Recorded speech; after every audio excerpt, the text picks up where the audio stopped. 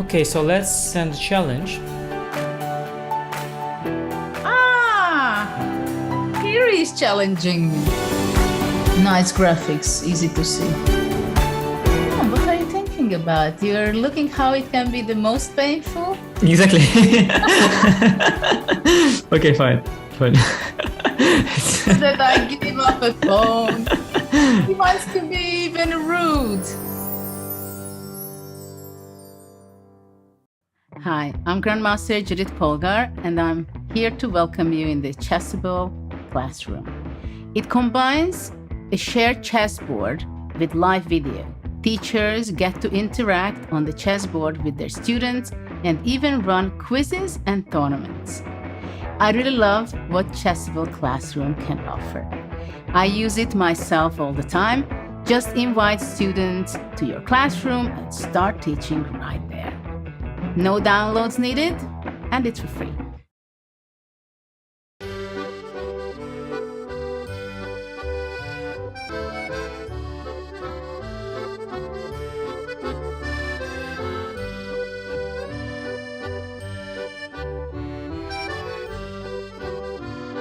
When I saw her for the first time, it was love at first sight. I love how rich and complex she is, how sharp and principled her first steps, how graceful her movement.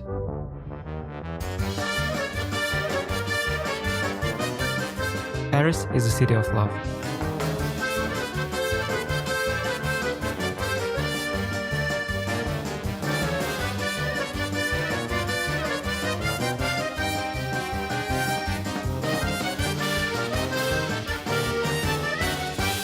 I've come to find my love for the French defense.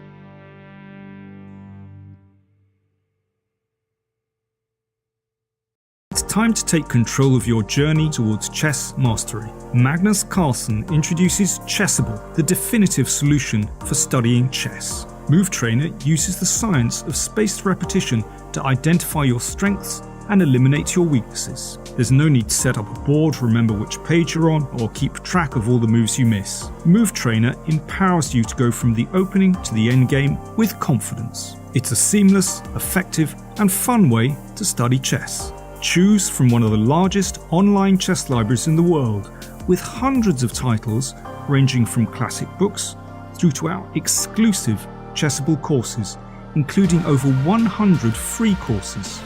Get expert insights from International Master John Bartholomew, Grandmaster Sam Shankland, International Master Christoph Sulecki, Grandmaster Simon Williams, World Champion Magnus Carlsen, and hundreds of other instructors. Get started now and join our growing community of over 100,000 chess enthusiasts at chessable.com. Chessable, take control of your journey towards chess mastery. I'm ahead of the game.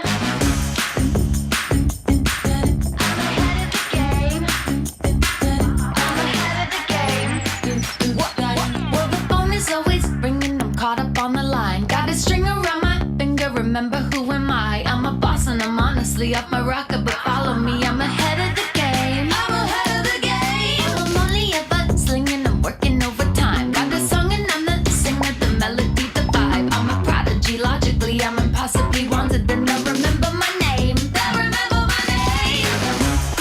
Ooh, well,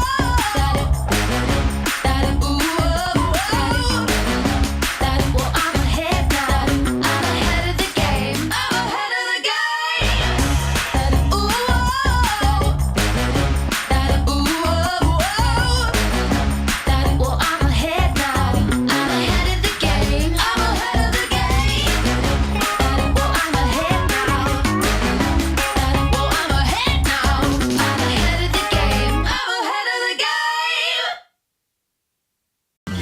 This is John.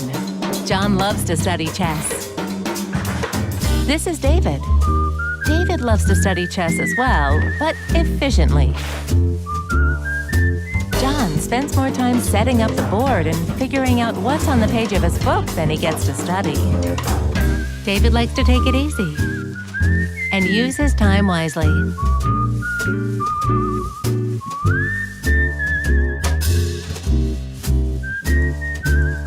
David has finished his exercise for today. John should try the same.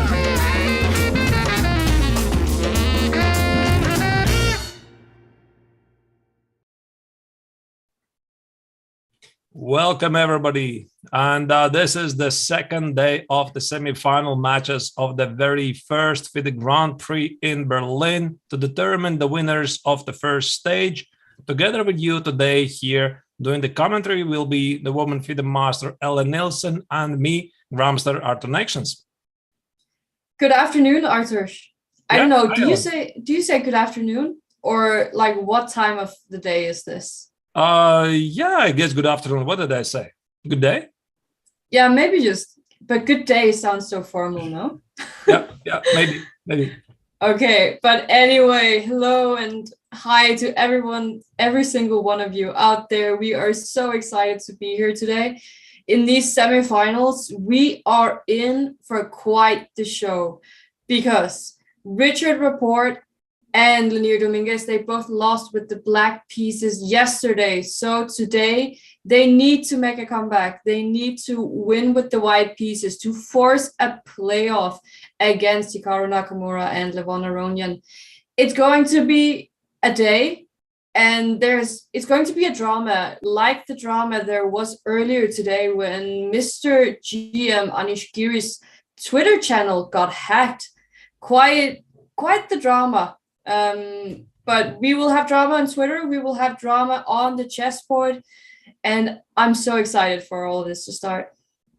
Me too, Ellen, absolutely. And I'm very happy to hear that Anish is good and he has fixed his problem with the Twitter account. And also here in the FIDE Grand Prix, it's an exciting day ahead because yesterday, both players, Levon Aronian and Hikaru Nakamura, won great games with the white color, although in Hikaru's game it was slightly longer with some almost fireworks in the end, but still I think a well-deserved win. So today I would like to see at least one comeback.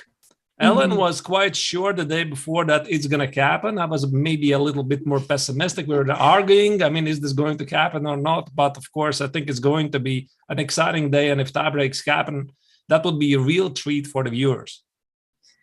Yes, indeed. And we would love to hear what all of you out there think. Do you think there's going to be a comeback today or not? Because don't forget, we are reading all the chats out there on Twitch, on YouTube, and on chess24.com. We would love to hear you. And mostly we will talk about chess, but yesterday there was also some bans forming in the chess24.com chat. And you know, that's also completely fine. I definitely think we will have a comeback today. I really do think yesterday 2 wins with the white pieces. I mean, why not see 1 win with the white pieces today? Which game? I'm not sure about, but I think we're going to see fireworks on board or just fire on board in both of the games. You know, Ellen, and I was also incredibly impressed by yesterday's games because I realized why they are super grandmasters, right? I mean, I'm comparing usually, so I'm a grandmaster myself, and I'm looking at the super grandmasters and trying to understand what exactly makes them so great. For example, again, this Hikaru's pawn sacrifice wasn't a blunder after all. I felt probably it's not a blunder. Remember the A4 idea, but I mean, the complications were so deep that I probably wouldn't have played it myself. But then again, Hikaru in the post-game interview said, I mean, he decided to go for it. He also wasn't exactly 100% sure if this is a great idea or not, but it worked. So it was indeed a brilliant idea. And Levon's game, I mean, it just was mind-boggling, really. This engine preparation, complete mess over the board. And Dominguez lost a game trade also being a super grandmaster. Yeah, and we're in for quite the day, as we said. And also, we don't know if today is going to be as long as yesterday, but of course, it is important to keep your liquids ready, as people are saying in the YouTube chat. So we do see the first moves on the board. I have water, I have tea. I don't know, do you have any drinks with you today, Arturs? Yeah, I have the black tea ready. Oh, yeah. Which black tea? Just black. I don't know, English black tea, I guess. I see. I don't really understand what's the difference between all the black teas, so it's just a black tea. just like black coffee. Mm-hmm. It's a safe choice. Yeah. right. And the games, by the way, have started. So I suggest, instead of Rapport's game first, to have a look at Aronian's game with black against Leonardo Dominguez. And Dominguez has chosen Italian game, but I'm quite surprised to see the Hungarian variation. I mean, after d3, bishop e7, this is not really the most popular continuation. It's slightly passive, but it's very solid. So usually black plays bishop c5, tries to position the bishop on slightly more active diagonal, and then either play d6 or d5. But bishop e7, it's very, like very, very super solid, keeping everything together. And this is the main line. Yeah, as far as I know, rook e1 is usually directed against d5. So d5 takes. Now you simply would snatch the pawn on e5 for free. Mm-hmm. So this stops this. d6, a4. Once again, a very typical idea in the Hungarian variation. You grab a lot of space, thinking about c3, b4, or maybe knight c3, knight e5. Knight a5 is one of the lines. There's a couple of continuations. There's h6, knight h7. There's king h8, knight g8. I believe there's also bishop e6. There was also a5. So they played it, this one. Yeah, so to me, as I've already told you before, I'm not that into e4 and Italian games, etc. But to see this bishop on e7, it kind of reminds me of some sort of Philidor defense, just with white not having gone d4. And against the Philidor, I was always told that d4 is the most critical variation. So I'm not sure if this is some kind of improved Philidor, or can you enlighten me there? No, not really. It's just some sort of Italian Ra Lopez position with the pawn on c5. At the moment, I'm checking if Aronian has played any games in this line, and bishop e7. Ellen, he's played it only once in 2016 against Jan Nepomniachtchi. One game. 2016 against Nepomniachtchi, that cannot have been a candidates tournament, because I don't think Nepo was in the candidates back then. But for sure, Levon was incredibly well prepared. And I could imagine that he's also really, really well prepared for the game today. I'm also just going to check to see how far we are following theory. Because Moscow Tal Memorial. It was. They played it 2016. It was a classical game. Nepomniachtchi played something else. Okay.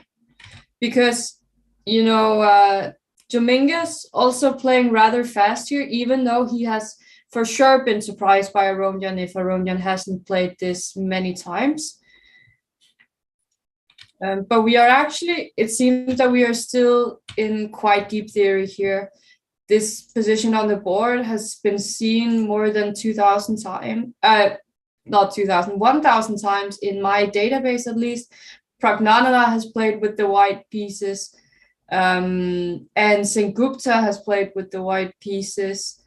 Let me just see. We have Ponomariov and Bakro and Fresinet, Firoseev, Neji, all played this with the black pieces, Hare Krishna with the white pieces. So for sure, this has been seen before, but because Lanier is being caught off guard, I could imagine that once again it's Levon who will get the be on top after the opening, at least on time. Well, I'm checking which game they're following and what might have been Aronian's preparation. I see that Dominguez has played it twice. He has played it once in 2019 against, guess what? Richard Rapport. Ooh.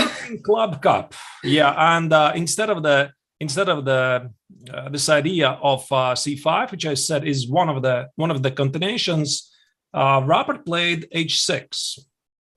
The 4a4 h6, it was knight c3, knight a5, pretty much the same, but with the inclusion of h6, c5, knight e5, knight e5, bishop d5, knight c6. Black was slightly worse, but he managed to call the position.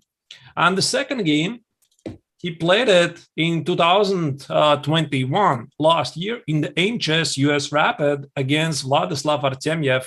And once again, after a4, it was played h6, but this time, Dominguez played a5, stopping this knight f5 idea, fighting for space advantage, and then after a5, a6, h3, here Artemyev played a knight h7, a knight c3, and knight g5. And what's quite interesting, Artemyev won the game. Okay. Although that's a rapid game, online rapid game, but still, this must have been, once again, I imagine, preparation of Levon. Because once again, when you are preparing for a game, you are trying to predict where the game will be heading. And Aronian has played it just, at least in official games, just once. So he found, once again, something which is played 100% by Dominguez, and he went for it. Yeah. And I'm also wondering, because you did say that this knight in these other games that have been played, the knight went to c3, but here the knight goes to a3, making sure that the pawn can go to c3. I'm wondering, is it because he wants the knight to go to c2 to push d4, or how can white plan in this position? Because I do see that the most played move right here, after bishop e6, a little bit of a sideline with h6 being the main variation, is bishop takes e6. This makes sense. After bishop e6, f takes on e6, I would imagine that white has two potential ideas here. So one of them would be position the knight on c4. And typically, white plays something like b4. So immediately, it's difficult to imagine what might be black's response. But let's say we are going to try to make some standard moves like king h8. Bishop d2 is the traditional way to prepare to play b4. Let's try to do something like this. h6, b4, takes, and white has sort of a better structure in the center, right? I want to play b5. I want to play maybe something like bishop b4 and start to apply some pressure against the black's pawn's center. And if black plays d5, this might make the pawn on e5 very weak. So I imagine this bishop e6 is definitely an idea. Or play knight c2 maybe, and also the same idea to push b4. But I think knight c4, bishop d2 makes a bit more sense. And yeah, bishop d2 to push b4. It just doesn't help with pushing in the center, but I guess that you want to push b4 much rather than in the center. But how come? That's a very valid question. About also, it's very similar position to Ray Lopez. I mean, Ray Lopez, not always white gets what he wants with the d4. And by the way, the same applies also for the Italian game. Let's say I'm going to push d4 right away, right? So let's say d4, black would take it. Once again, he could take it, and yet more take it. And there might be a moment when something like d5 could give black a good game, because e takes on d5, knight takes on d5, clearly white's pieces at the queenside don't really mean a lot. And if you play e5, knight e4, bishop c5, this once again is quite a typical idea in the Ray Lopez and Italian structures. And once again, we have this rook on a2 and a knight on a3 not really doing anything. So this d4 push as such does not really guarantee success. But I'm really curious here. What is the trickiest way for white to play it? Because bishop e6, it also opens the f file and might give black some counterplay at a king side. So white might try to play, for example, maybe a bit slower, not to take on e6, and still go for the b4 push. And that's where it gets tricky, because black's idea normally is to manage in time to play d5. So it could get very tempo by tempo. Let's say bishop d2, rook e8. I'm going to try to play, let's say, b4, take it, take it, and d5. So that is black's typical idea. You have the pawn on b4 under attack, and you cannot play b5 because the knight on a3 hangs. So this is what I think Dominguez is trying to figure out at the moment. Okay, I see. I'm still a little bit curious because you did play bishop takes e6. I completely get what you're saying with all the trades. That definitely looked annoying, especially when you want to play for the win here with the white pieces. But how about in a position like this where white instead decides to trade on e6 and then now go for d4, trying to maybe prove that the pawns on d6 and e6 can be a little bit weak if we see some of the same trades as we did before? Of course, this is something that has to be evaluated at all times. So once again, check it. So d4, most likely black will take with this pawn, take it here, and it could be either d5 immediately, creating very interesting tensions in the center, but probably let's check it once again, just take it, and I'm going to take it. And once again, I have the same idea of pushing d5. So what exactly did white achieve? Because after e5, there's going to be, once again, a knight e4, open semi, f-file, and bishop c5. And after take, this knight on a3 for the structure feels weird because I think it really belongs somewhere on c3, targeting the pawn on d5. Mm-hmm. That's my best guess, really. So I think white is not really, if he took on e6, he's not really interested into playing d4. And by the way, bishop d2 is on the board. So he once played this typical idea before, and the Aronian very quickly played a6. Yeah, Aronian. Yesterday, he went to 1 hour 36. As far as I remember, almost 1 hour 37. So I wonder how far up on time he will go today. So far, I can see about 20 games in this position. And there's a lot of draws.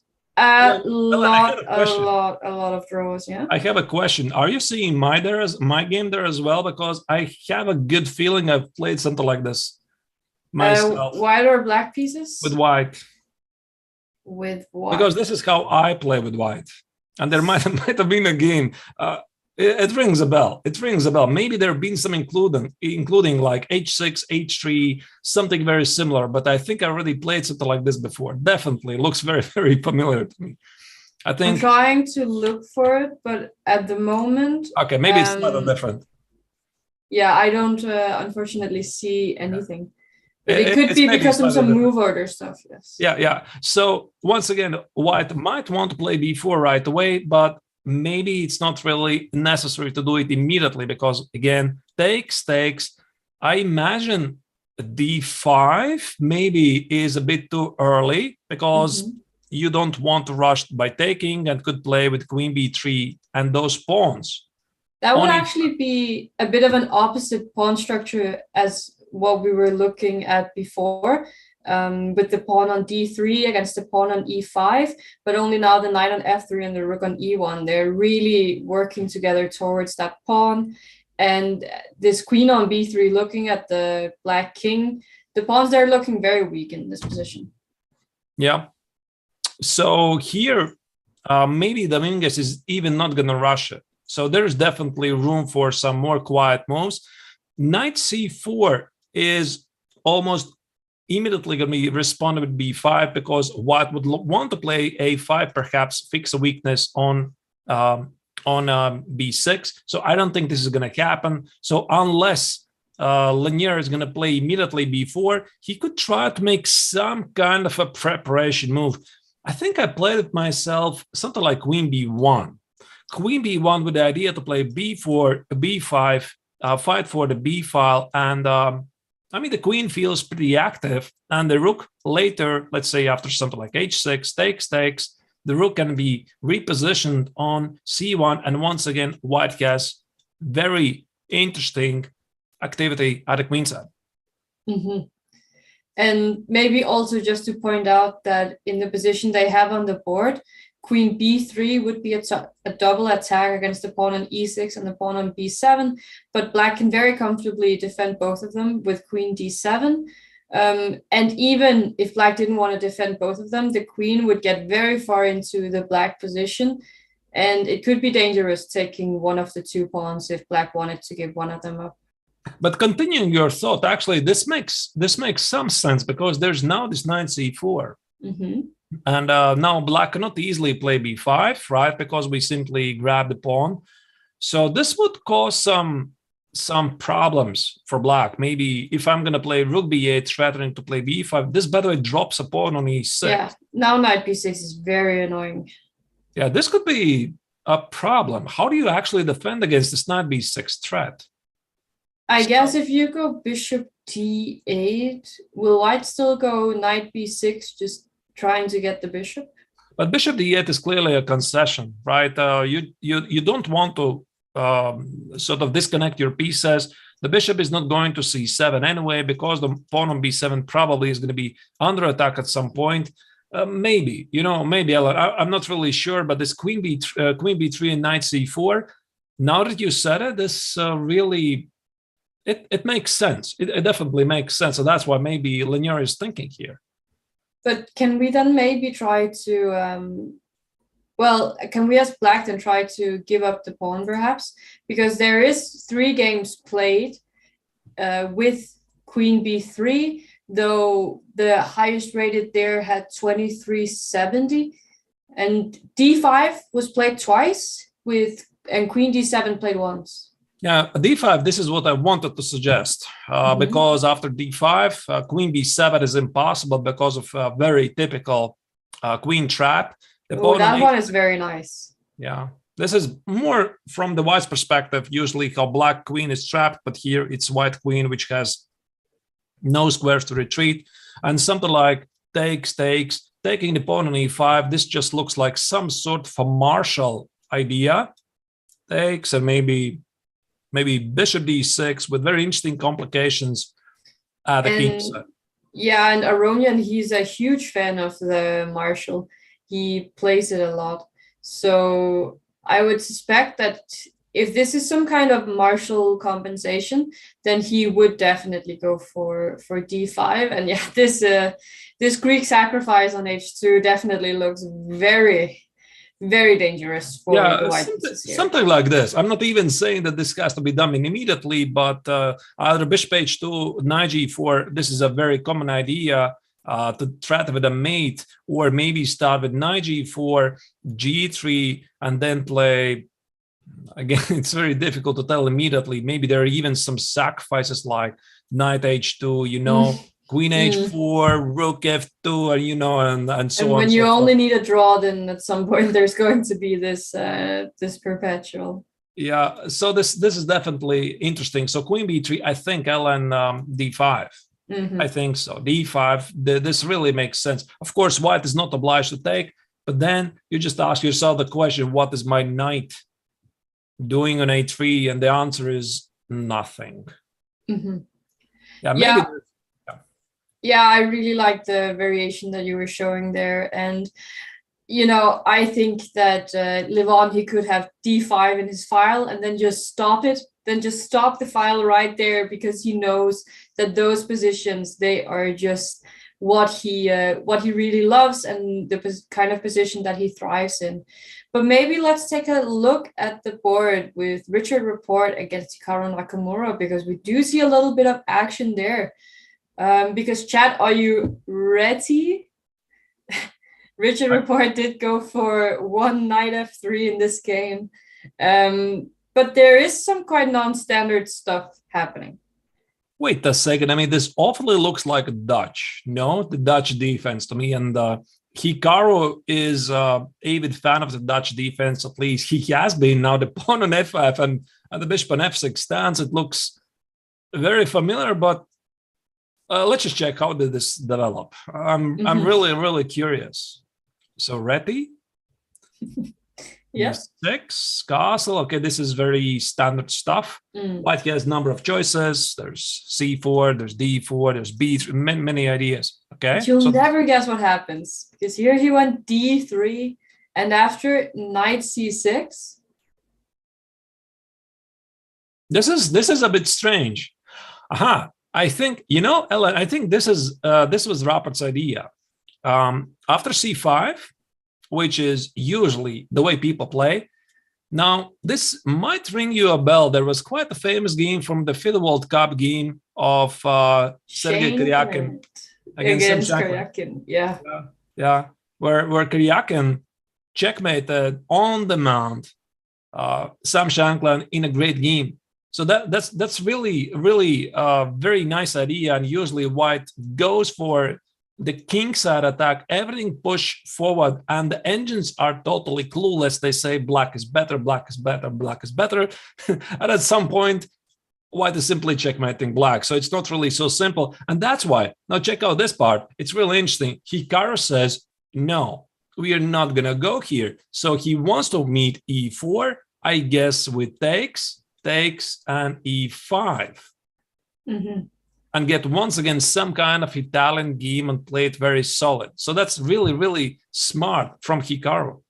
Mm-hmm. So after knight c6, d4, this was played by Rapport, I guess, try to exploit the fact that black has early positioned the knight on c6, and this loss of a tempo sometimes is a very typical idea, because once again, black normally would want to play c5 first, knight c6, and fight for the center. So white says, okay, I mean, I lose a tempo, but at least your knight on c6 is feeling weird. Knight e4, c3, f5, and again, the structure changes. I know this time it's the Dutch Stonewall. I mean, unbelievable. So it started with Reti, it switched to the, what was it, French kings in an attack, then it switches to Stonewall. That's quite a lot of pawn structure changes in just a few moves. But what really strikes me is this move d3, d4, because we are essentially in a position where Rapport might as well just be playing the black pieces here, having lost that tempo. But the knight on c6 at this point in time, it's just so awkward. It can't go anywhere on the board. And if you want to, you know, do the helicopter trick, if you lift it and you try to find out where you want to put it, it's not that easy. Maybe you want to put it on f6, but finding a realistic route over there, it is not easy. Mm-hmm. And I'm really also impressed how Rapport played next, knight e1. And knight e1, this is, I'm not going to say exactly in this order of the moves, but it's a very typical idea for the Dutch Stonewall, where white has the pawn on c6, black has a pawn on, white has a pawn on c4, black has a pawn on c6, knight c3, knight e7. Usually they get more or less the same position. And one of white's ideas is to fight for the e5 square. So it's knight e1, knight f3, knight d3, and bishop f4 occupy the e5 square. So I find it really to be amazing. I mean, white is not developed enough at a king side, and he just goes back. So that's really deep. And e5. Yeah, trying to make use of that knight on c6. Yeah, but Arturs, that makes perfect sense. I have to tell you something. Yes. And that is the game, also with this current position, has been played before in 2019. The black side was named Conan. I'm not quite sure how to pronounce it. Michael Conan from Germany. It was played in the Bundesliga Baden-Baden against Düsseldorf. And on the white side, none other than Mr. Richard Rapport himself. Including e3? Including e3. And he did win the game. So, you know, these kind of positions, you don't get them from anyone else than Richard, but he believes in what he plays, and it's not just some random stuff. And I'm sure that since that game in 2019, he has studied this, he has looked at this, and I think we have an interesting fight on our hands here. Can you tell me maybe a couple of moves next? How did they play? Because I'm pretty sure that both of the players either are following it or remembering it. What was it there?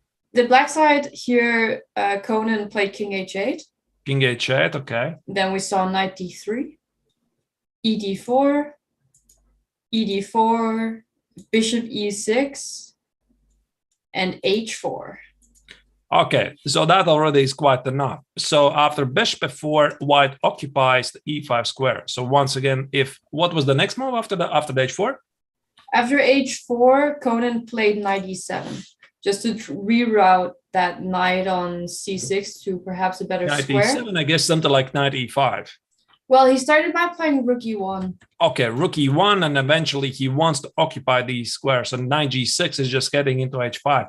I like this. Yeah, he got both of his knights to e5 and c5, actually. And his opponent completely panicked, sacrificed the bishop on h4 at some point. But it didn't work out, and it seemed that Rapport actually won quite a fine game. I'll tell you this, to be honest. I like Hikaru's move e5 because it's sort of a drawback. The only drawback of white's move knight e1 because it temporarily loses control of the e5 square. I support e5. Bishop f6 makes sense. e3, it's a very robust move because it imprisons the bishop on c1. So I'm pretty sure that Hikaru should find an improvement over the game because if you play something so slow as king h8, e takes, once again, the white bishop comes out and you just weakened those e5 and f4 squares probably for no good reason. So this is a big, big moment for Hikaru. Maybe he's going to play something like what? I don't know, maybe queen d6. Queen d6, knight e3, and simply not react. Let's say bishop d7. And if you really, really want to take on e5, I'm going to take it a couple of times, take it, and your bishop on c1, still not seeing the sun. I was wondering a bit about something in that line. After queen d6, knight d3, do we have the potential to take on f2?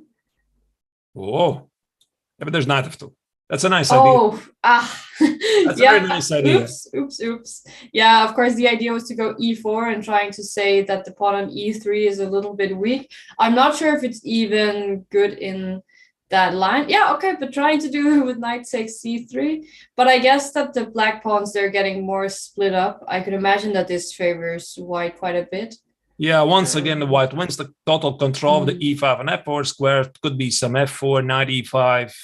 But that's an interesting idea. I like it, really. Yeah, I mean, at least it's an idea. You just have to be careful that at some point, if you, for example, go knight takes g3 here, then suddenly there would be d takes e5 intermezzo. We've talked quite a lot about these intermezzo moves, and you have to make sure that you're calculating correctly.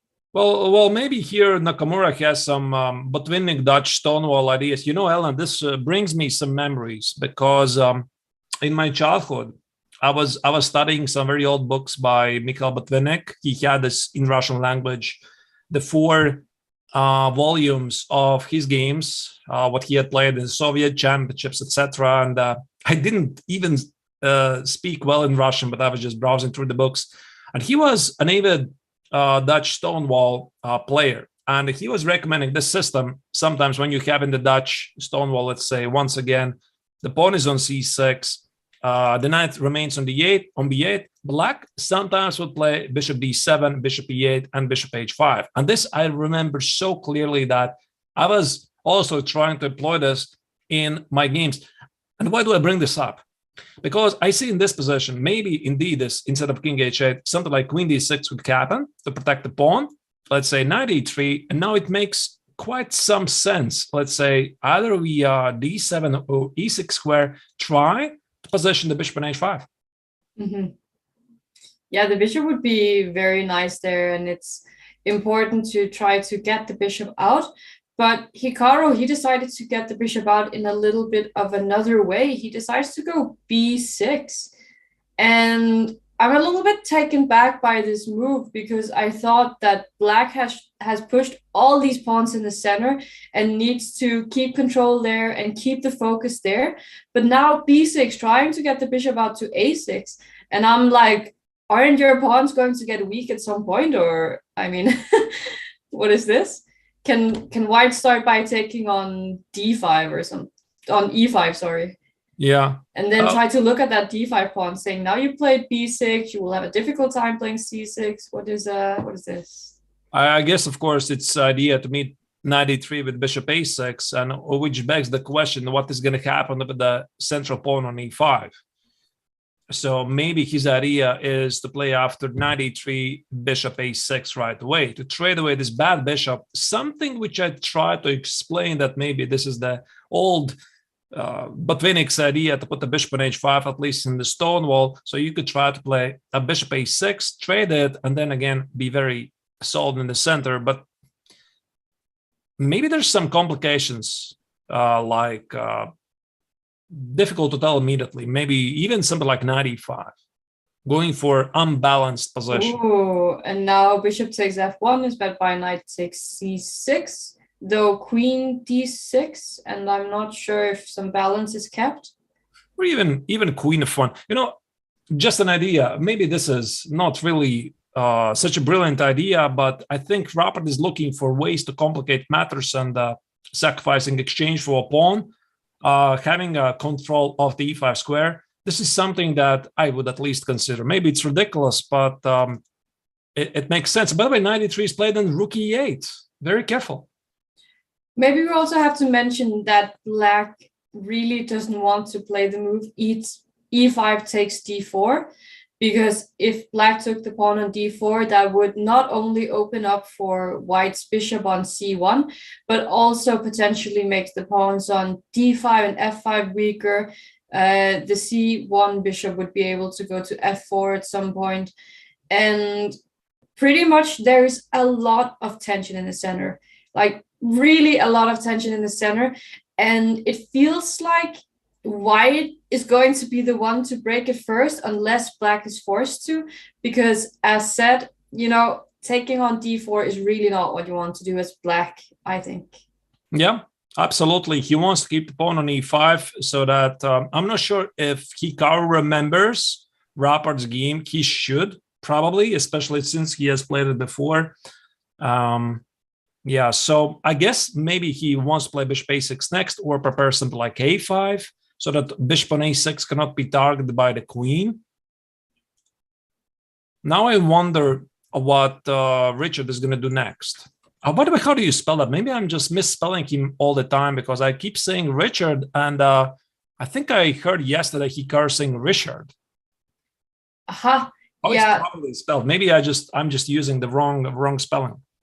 This is actually a good question, because I also know that the Hungarian way of pronouncing things is quite different from English.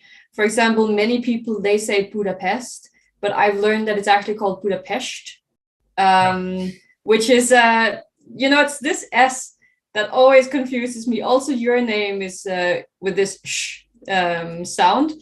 So yeah, if anyone in chat knows, I see that we are getting a few comments. Richard, could that be it? Richard, I don't know. Okay. If anyone has some way to say it so that we don't mispronounce it, then please do let us know. I hope he doesn't take it as an offense that people misspell his name. All right, rook e8 is played. Maybe queen a4. What do you think? Can I do this? Stopping bishop a6, attacking the knight? I was thinking more in the lines of queen b3. Queen b3. But I don't know if this is perhaps losing some time. Okay, and what about bishop a6? This has to be, I guess, met. I don't really want to go rook d1, because that... the f2 pawn. No, there could be some moments, by the way, Ellen, of this idea which you mentioned before, at some moment, like knight f2 and e4. Yeah. Yeah, because that f2 pawn, it always seems like it's a little bit vulnerable, and moving the rook away from the defense, you have to really be sure when you're doing that. This seems like a horrible position for white with the king on f2. If only black could play queen h6 in this position, then... Oof. Yeah, not great. So I think this bishop a6 still needs to be taken seriously. So this rook e8 has made Richard think. I'm gonna stick to Richard then. And yeah, now, which of course begs the question, how do you play next? Maybe it could be interesting for Rapport try to change the structure. Let's say D takes, knight e5, and maybe try to get to the d5 pawn. Or maybe even. But how about knight f4 here? Yeah, I was thinking about this. Knight f4 and find a way to play c4. I'm just not sure at which moment. Maybe. Yeah, because those d4 and f4 squares, they're very nice. But we also need to develop the bishop on c1 quite a bit. We haven't quite talked about how to get that bishop out. that is such a good question, of course. What to do with this bishop on c1? And that's why I'm not really jumping and saying that you have to take on e5, because in the end of the day, the bishop on c1 is just still staring at the pawn on e3 and not coming out. Yeah, people, they often say, oh, the French bishop is so bad. But I mean, look at this bishop. This bishop is having real issues because you can't really go b3 either as the c3 pawn is hanging. So how is that bishop going to develop? But in the chat, I got a message that in Hungary, Richard sounds like Richard. Okay. Okay. I want to pronounce it correctly. I just got the thought that since White did spend the tempo on playing d3, d4, and is then essentially playing with the black pieces, what kind of an opening do we have here? Because to me, it seems like a kind of, I don't know, Grunfeld not having played c5 and no tension released, but then it's not a Grunfeld. It's like a Jubava London with the bishop on c8. I'm not sure. This is a very unique position. This is some very small minor bathtub opening, no? No. All right. No, you can't start with the bathtubs again. You can't start with them because if we put the d4 pawn back on d3, we have a small bathtub, and then we can still play c4 and h4 to get the super bathtub. There was like a lot of potential in the earlier positions, but I think, isn't it more like a pyramid though? Like a little big pyramid and a little pyramid. Yeah, very interesting, by the way, right? All right, it has a lot of flexibility, and it would make White's position even better if the bishop on c1 was out somewhere on a3. So the problem with the bishop is after b3, you drop the pawn on c3, and maybe something like queen c2 will have to be played. I guess we're going to find it out. I wouldn't be really surprised if Rapport is going to try to change the pawn structure, something aggressive, something like c4, something like take, maybe even something like this. Take it here, and maybe here consider to play c4. But of course, which this once again brings the question, what do you do with this bishop a6? Yeah, but this would also, I mean, this would be a way to indeed get the bishop pair, but you also need to make that bishop pair work. And with that bishop on c1, it's not working very well.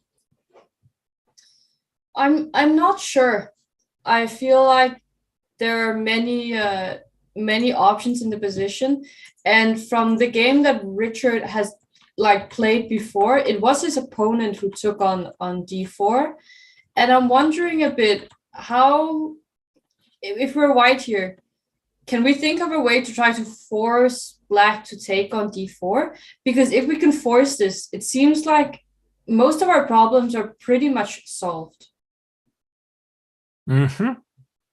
Yeah. Now we only need to find it out. How do we force it? Yes. If we find that out, then we have solved the game of chess. Yeah. Rook e1, by the way, is played. I guess something like a5 could be played by Hikaru, fighting for more space. Okay, I mean, bishop a6 looks very logical, but a5 takes extra control of the b4 square, maybe bishop a6, maybe bishop b7. Maybe Richard's idea is to play queen c2, b3, bishop b2. Let's say something like bishop b7, b3, queen d6, bishop b2. And now he can consider after e takes. Yeah, but now taking, yeah. Yeah, you get the e5 square. Oh, this is certainly also very interesting. Trying to play it a little more slowly here. There is a question in the chat, though, about what is the head-to-head between Richard and Hikaru? And you had some stats on that yesterday. Yeah, including yesterday's game. I think I have written it down.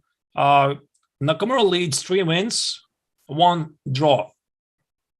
I think it's in 4 games. So Nakamura is a clear favorite, definitely, at least from the games. But they played the very first games quite some time ago when Hikaru was on his peak, and Richard was only entering the 2700 club. So I'm not sure if that's really relevant, but of course he won yesterday.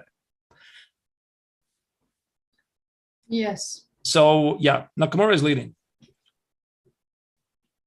Nakamura leading, but Rapport will definitely do his best to make sure that the score gets evened out just a little bit more, as he will try to take the game here into a tiebreak. A little bit more time on the clock for Richard. Sorry, I should just say Rapport because I don't know how to say it. Maybe we just focus too much on it, really. I mean, yeah. But in the game between Dominguez and Aronian, you said that this b4 idea was how I wanted to play. Dominguez channeling your inner thoughts, but Aronian still has more than 1 hour 30 on his clock. And I'm just amazed, like, how well prepared are you actually allowed to be? Shouldn't this be illegal? I guess he has to push d5 at some point because White's position gets otherwise too simple. White wants to play queen b3, knight c4, and push b5. So let's say if Aronian doesn't push d5, opening the dark square bishop, and plays something very traditional, like, not sure once again what really. Let's say queen d7, queen b3, let's say king h8, knight c4, rook b8, b5, right? If you get something like this, it already feels that White's pieces are more active. Just look at those pieces, right? They are controlling more squares. Black has sort of cramped stuff here. Let's say knight e4, takes, and once again, a million ways how to play this out. How about e5? Yeah, by the way, e5. This e5, knight d5, I guess. Knight e5, you have a great outpost. This is weakness on e6. So Aronian played e5. Of course, he understands the risks of losing the pawn in e5, but I guess that sometimes he is ready to sacrifice the pawn on e5 if necessary. Knight c2. This is a bit surprise, I guess, but I guess that queen b3, for whatever reason, was not really so good. Can you consider knight d4 in this position? I don't know if it's too...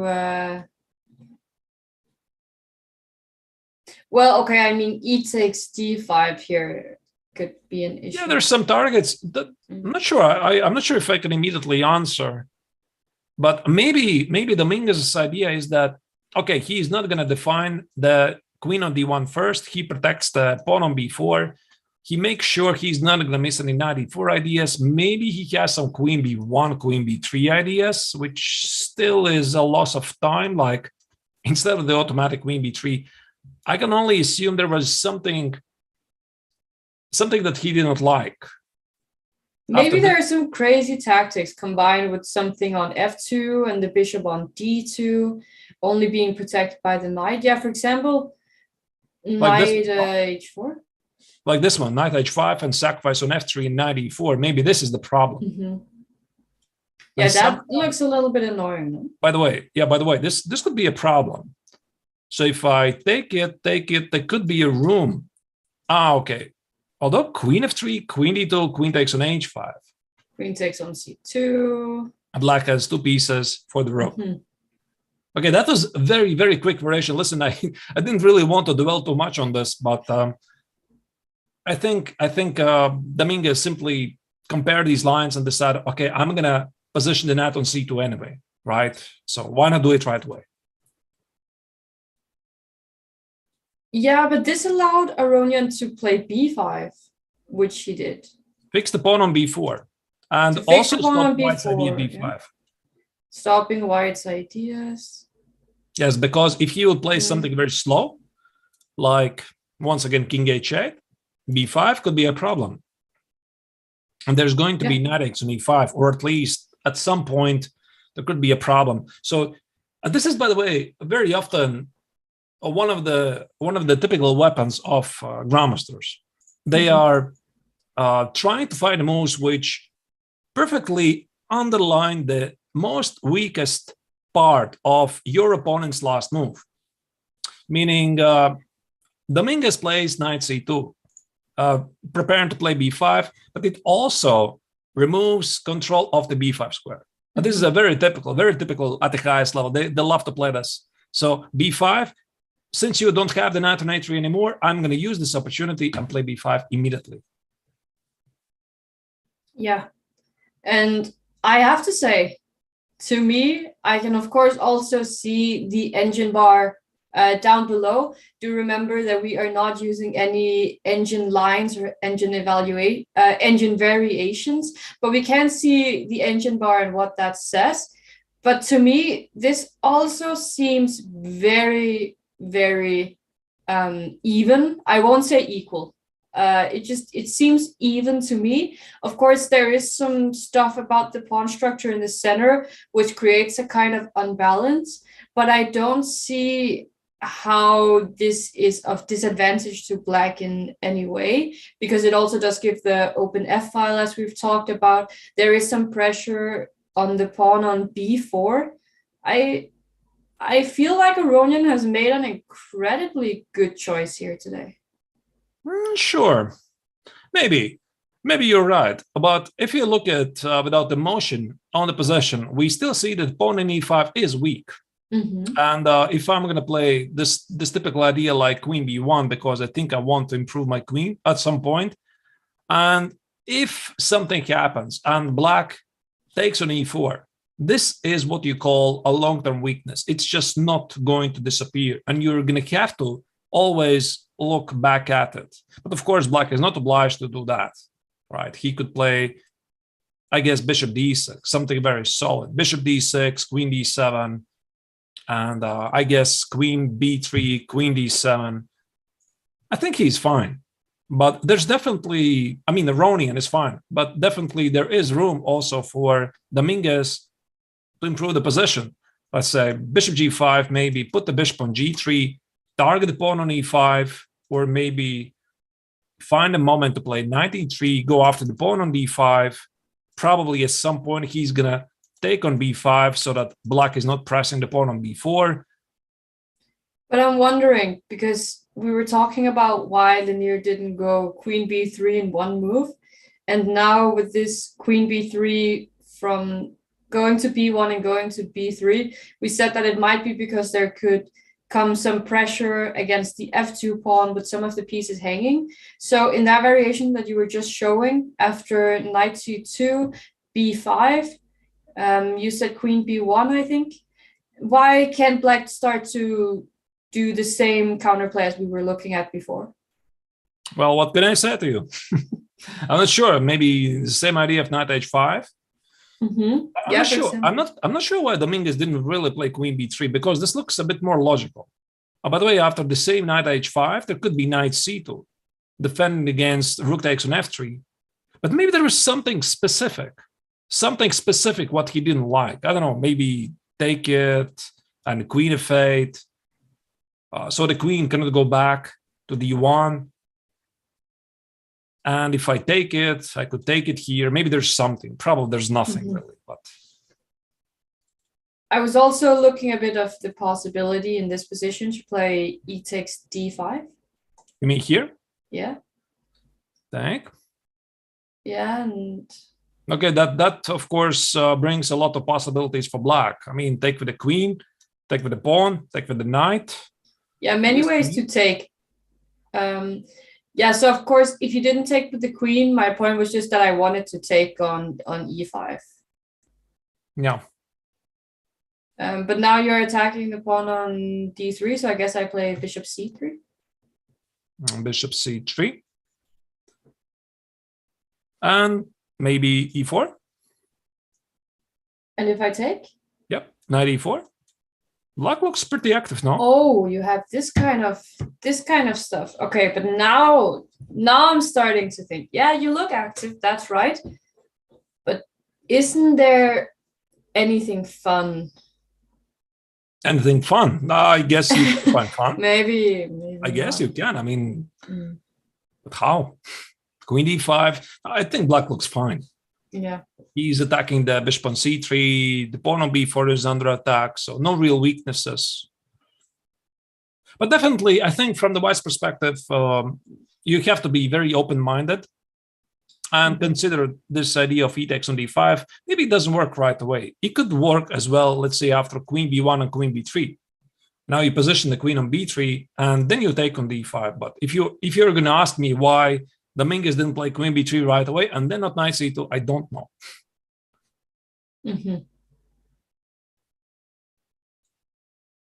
So let's go back maybe to Rapport's game against Nakamura. There's some moves. Yeah, some moves indeed, where Hikaru decided to go for bishop to a6, even though the rook wasn't on f1 anymore. But I guess that his point, when he has played b6, he's not going to suddenly change his mind and start to play bishop e6, f7. He has pretty much says that he's going to put the bishop on a6. And is there a possibility of now playing knight d takes e5, trying to say that the bishop on a6 maybe just shoots a little bit into thin air, and then might be able to put some pressure on the pawn on d5? I'm not sure with what move though, and I still don't like that bishop on c1. Wait, you have an idea here, Ellen. Maybe after knight e5, rook e5, I can play b3. Oh, because knight takes c3, you want to go queen d4? Yeah, that's my idea. So knight e2, take, queen e5. White simply up. Yeah. So, okay, I mean, this is obviously a silly blunder, but I want to play bishop b2 at c4, maybe even sacrificing the pawn. So let's say black goes away, bishop b2, c5, and something like queen h5. Well, c4 first.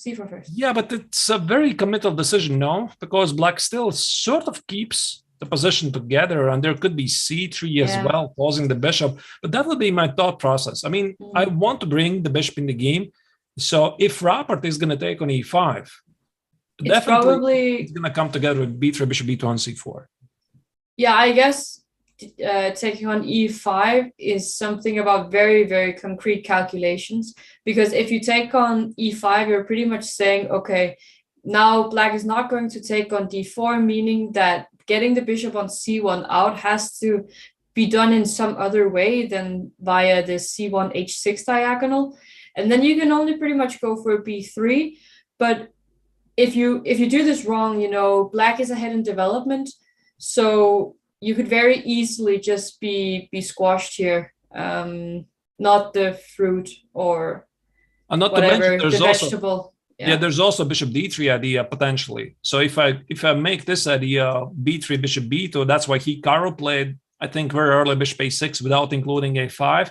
We might see something like this, Ellen, which you mentioned before. Take on f3, knight e7, which looks extremely But slow. was there queen takes f5 instead of taking on f2?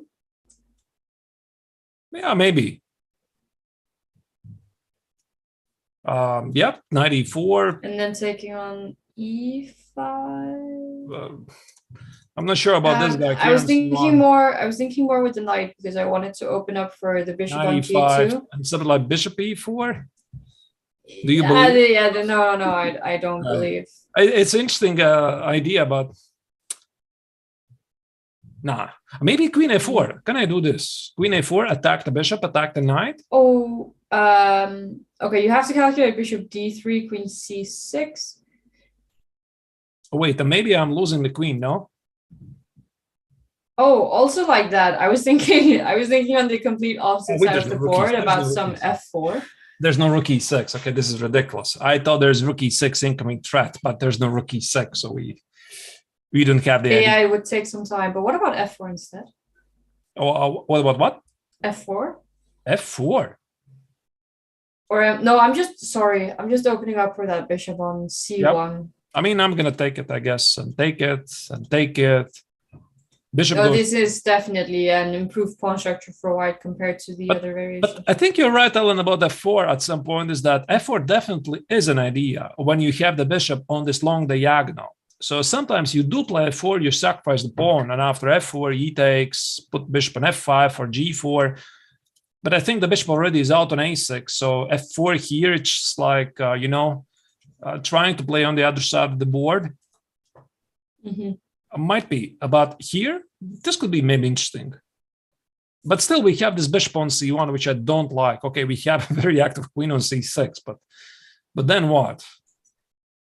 Then what? Yeah. Even something like queen d6, even this, right? Take, and this looks quite okay for black. Yeah, now the pawn structure in the center is even more solidified because if white ever takes on e5, we still have that pawn protecting. Though we have to be a little bit careful of the pawns on d5 and f5, but it seems very, very solid indeed. Mm-hmm. Can we consider other moves? Okay, I'm going to go a little bit insane now. Maybe that's what we need. So on queen c2, you were saying bishop d3. Yep. Okay, because I wanted to find some way for playing b4. Wait, okay, so let's just try to say, is bishop takes d3 a threat in the current position? Wait, Alan, what about this move? Knight takes d4? No, I just win the piece. Yeah, I wanted to mess it up in case you won the piece. Wait, maybe this is, by the way, how it's working. Because once again, queen c2, take it, knight f2, queen b5. I'm not taking the knight right away. I first go away from the fork. Mm-hmm. And e4. But now, but takes on, no, the knight is jumping back to e4. If I take it, knight goes back. But how is the pawn count after king takes on f2? Takes on g2, king g2. And 97. Oh, I'm including queen c6. Queen c6? No, but this is not great, right? Oh, equal pawns. Yeah, I was just wondering if white ended up winning a pawn somewhere. Yeah. But by the way, this could be interesting. And maybe Rapport is thinking about this because this e4 is a very powerful continuation here. Because let's say I keep still both knights under attack. There's knight d3. Mm-hmm. Once again, the rook is under attack. And there's so many crazy things. Okay, rook f1. It cannot work, right? It cannot work. Yeah, rook f1 here, I guess. Rook f1 and 97. Why did we give up the pawn? c4. You want to continue? Well, trying to shake things up a little bit. No, but this looks terrible. No. Black has an extra pawn and a better development and everything. So this bishop d3 is really making Rapport very busy. Bishop d3 and knight f2 and e4. This must be the idea. Otherwise, he would. Okay. How about bishop b4? Knight b4. Sorry. Knight what? Knight b4. Knight b4. Yeah. Oh, that's interesting. And I'm trying to say that if you take it, okay, my pawn structure might be a little weird on the queen side, but I'm really looking at your pawns in the center. And now, since the knight on c6 is gone, I have more pressure on e5, and I have a potential way of developing my bishop via d2, c3, or b3 and bishop b2. I like that. That's a great idea. There's options of Great idea. a4, b5, and making the c7 pawn weak. Excellent thinking outside the box, really. So knight b4, take it. Some random move like c6, we are going to take it, and we bring the bishop out. Yeah. And this has think- some potential. I think another point is also that if black does not take the knight on b4, then the d5 pawn is immediately under pressure because of some, I'm not sure, d takes e5. At least I would win the bit. No, I don't win anything there. Okay. You know, okay, I see your points, right? You want to win the pawn on d5. Maybe this is great. For example, take it, queen d5, and take it here. Maybe there's some very big compensation. But there was to tell. probably knight 6 anyway also.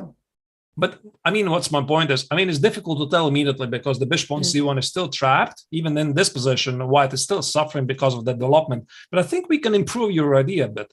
Let's say after knight b4, bishop b7, we can take it. And now we can continue with this idea of b3 and bishop b2.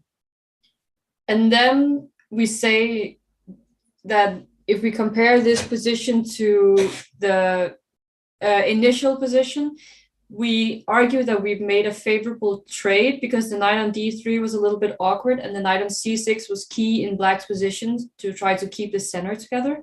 At least against the bishop takes on d3 threat. Yeah, so this bishop takes on d3. If it was not bishop for d3, right? I mean, there's no problem for white. Just play this position. And this knight on d3 actually can be pretty powerful. But the problem is exactly this bishop takes on d3. So that's really great thinking here. So knight b4, remove it, fight for the e5 square, takes. This would be a huge decision for Hikaru. Maybe, of course, there's something very specific about this position. For example, like black is still ahead in development.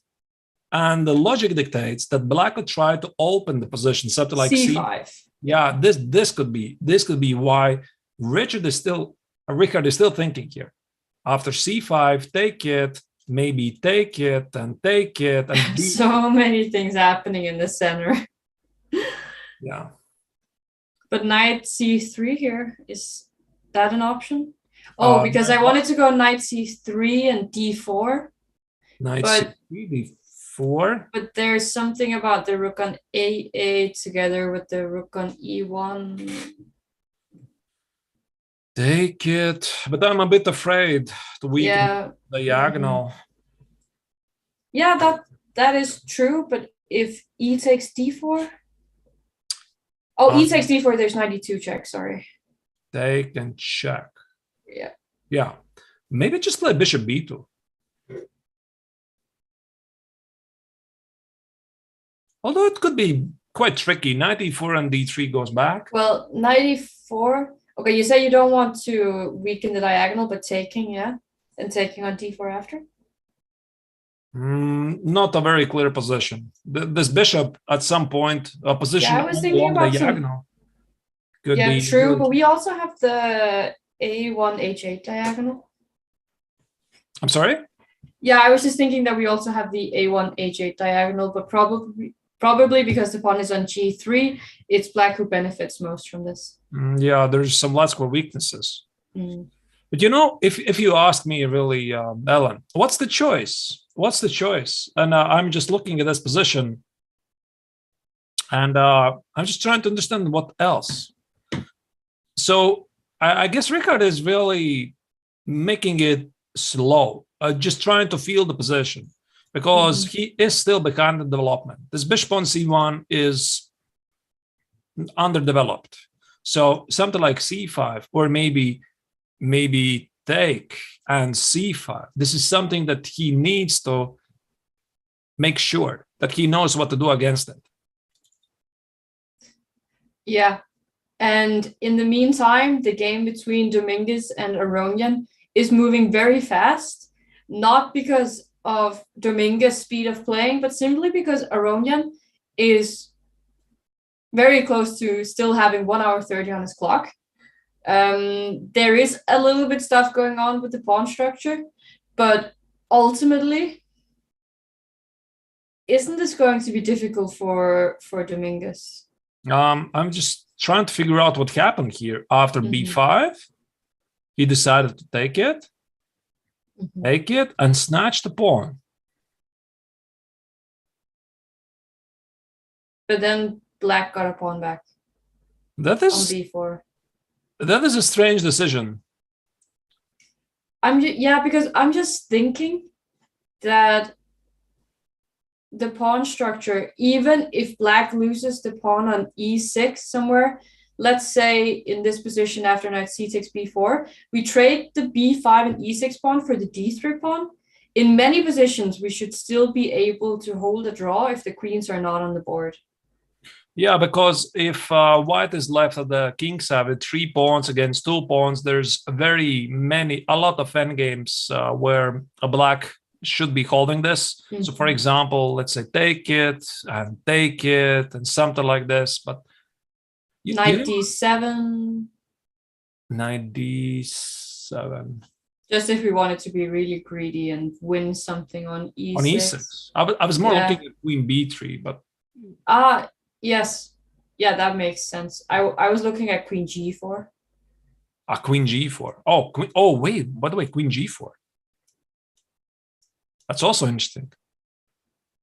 Now, why I said I'm slightly surprised. I'm slightly surprised about Dominguez that he went here. This forces a lot of trades. That's what I'm surprised. I thought that maybe there's no need to force things. Maybe that there was a way to play this queen b1, queen b3. But still, black does look very solid down, right? Yes, for sure. Queen b6, maybe bishop b6. So I guess Lanier simply decided, okay, I mean, I probably don't have much in anything real from this position. So he decided to force matters. And he sees, of course, that the pawn on b4 is dropping, but his knight on e5 is standing well. And maybe at the right time, this queen g4, queen e6 idea, which you mentioned before, is his idea. So what happens? What happens if I take with the knight and I try to play this idea, try to make this idea work? With less trades. Yeah. I mean, as long as I win the pawn on e6, maybe I'm happy. So let's say take with the bishop, right? Makes sense. And I take it. Now I play queen g4. Yeah. How do you stop that? I'm not sure if I stop it or if I sacrifice it. Queen a7? Yeah, but then I just win a pawn, at least. Yeah, I was trying to trick you because queen takes b4 is met by queen takes f2, and this is a kind of puzzle rush tactic with queen f1 coming. This would be an unfortunate way to end the game. That's why you need to include a window for the king at some point earlier. Maybe yeah, queen a7 was a way to try to sacrifice the pawn on e6 and gaining some active counterplay with some pressure on f2, but it's probably just losing that pawn. Yeah. Okay, what if I play knight x on b4? But so there could be g4 again. Yeah, my point was there could be some difference because your rook here is under attack, so you cannot take it. I'm not sure what it really changes. But I just feel now white has more pieces on the board, which because of the weakened king on g8 is better for white. This doesn't work, right? Too bad. Yeah, and the e1 square is protected by both the queen and the rook. Wait, but okay, this is the question then. What do you do against this queen g4? What do you do against it? So knight b4, and let's imagine that probably Levon's idea is to take with the bishop. There must be something. And I, by the way, see the bar. The bar says it's equal. We are not seeing, by the way, any engine lines. No engine lines. It's just, we just see the bar and that's it. The bar says it's equal. There are some suggestions of queen a2. Queen g4, queen a2. Wow. With the same kind of, not tricks, but defending the pieces indirectly and directly. Still, queen takes b4 is not working, and now the pawn on e6 is protected. That's a brilliant idea.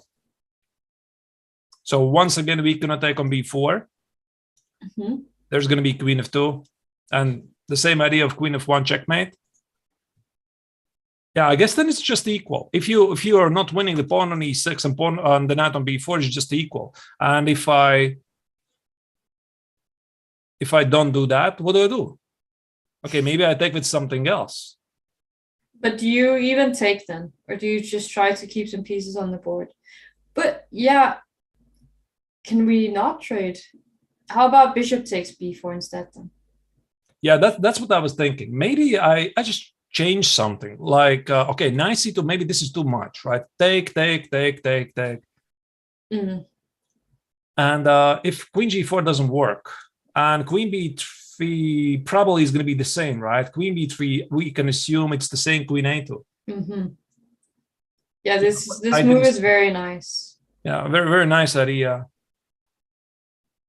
Okay, we can try to trade the bishop. And if I take rook e4. Yeah, but then black is just fine. I mean, okay, I mean, this is of course playable position, but he has an outside pass pawn. You have the knight on e5, but there's no queen g4 kind of stuff. Queen g4 and queen c8 maybe.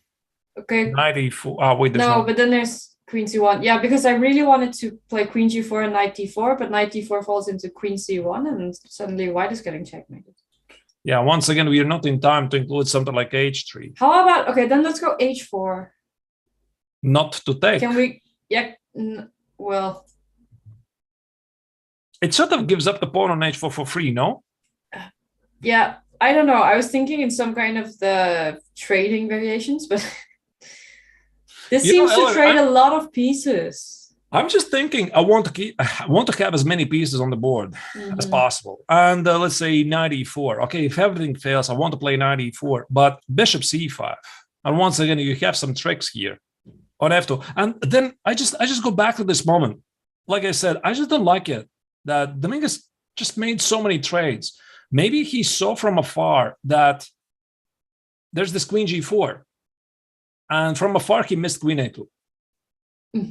And now he's just trying to figure out, okay, what do I do now? Otherwise, why do you go here? Because this is more or less a forced line, right? Because once again, check it. Take it, take it, take it.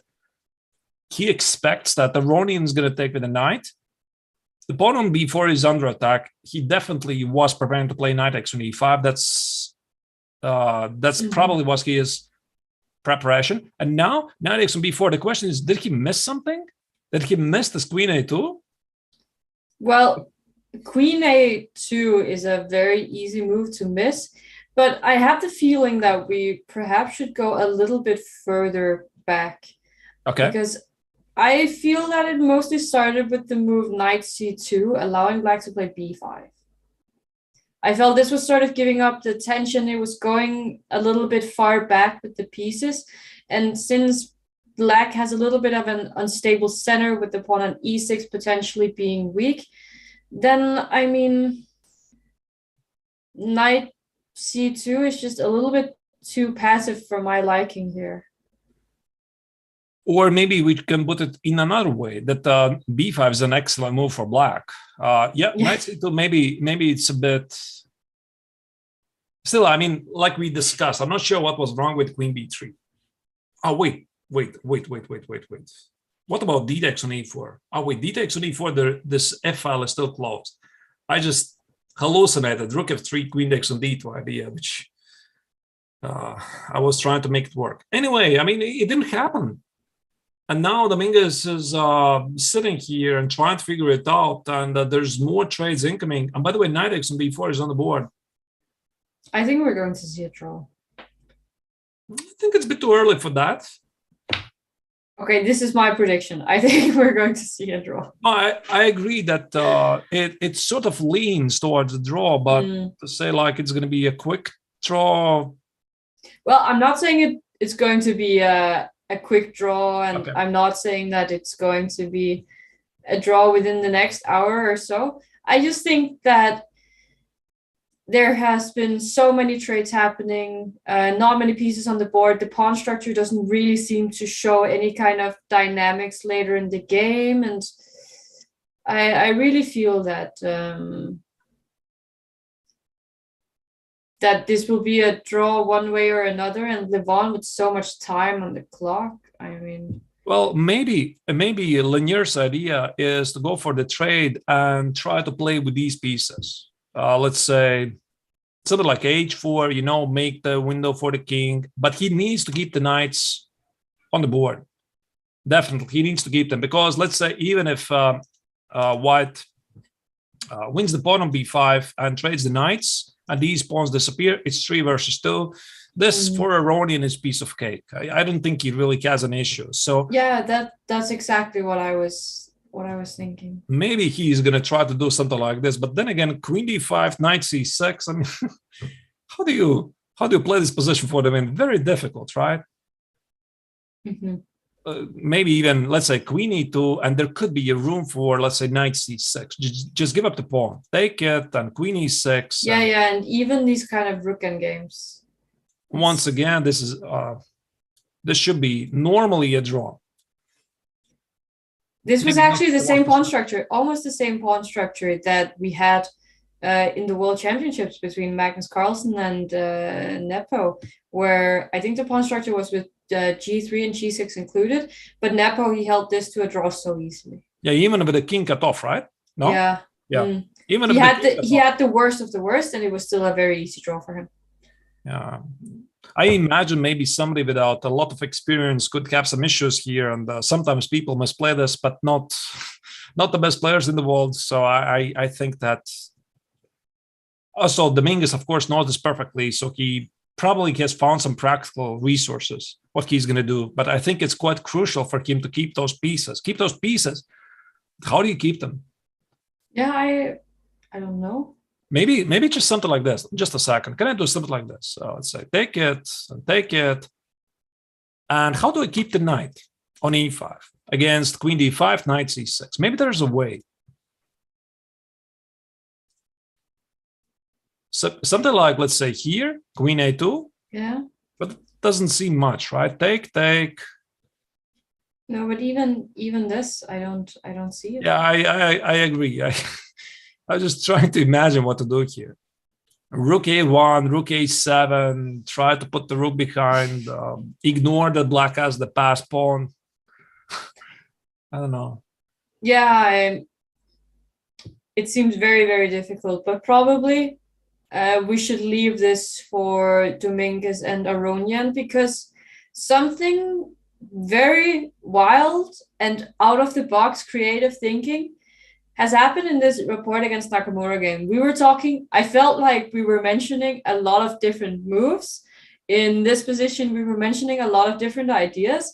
And Rapport, he just completely goes the other way. He's like, you know what?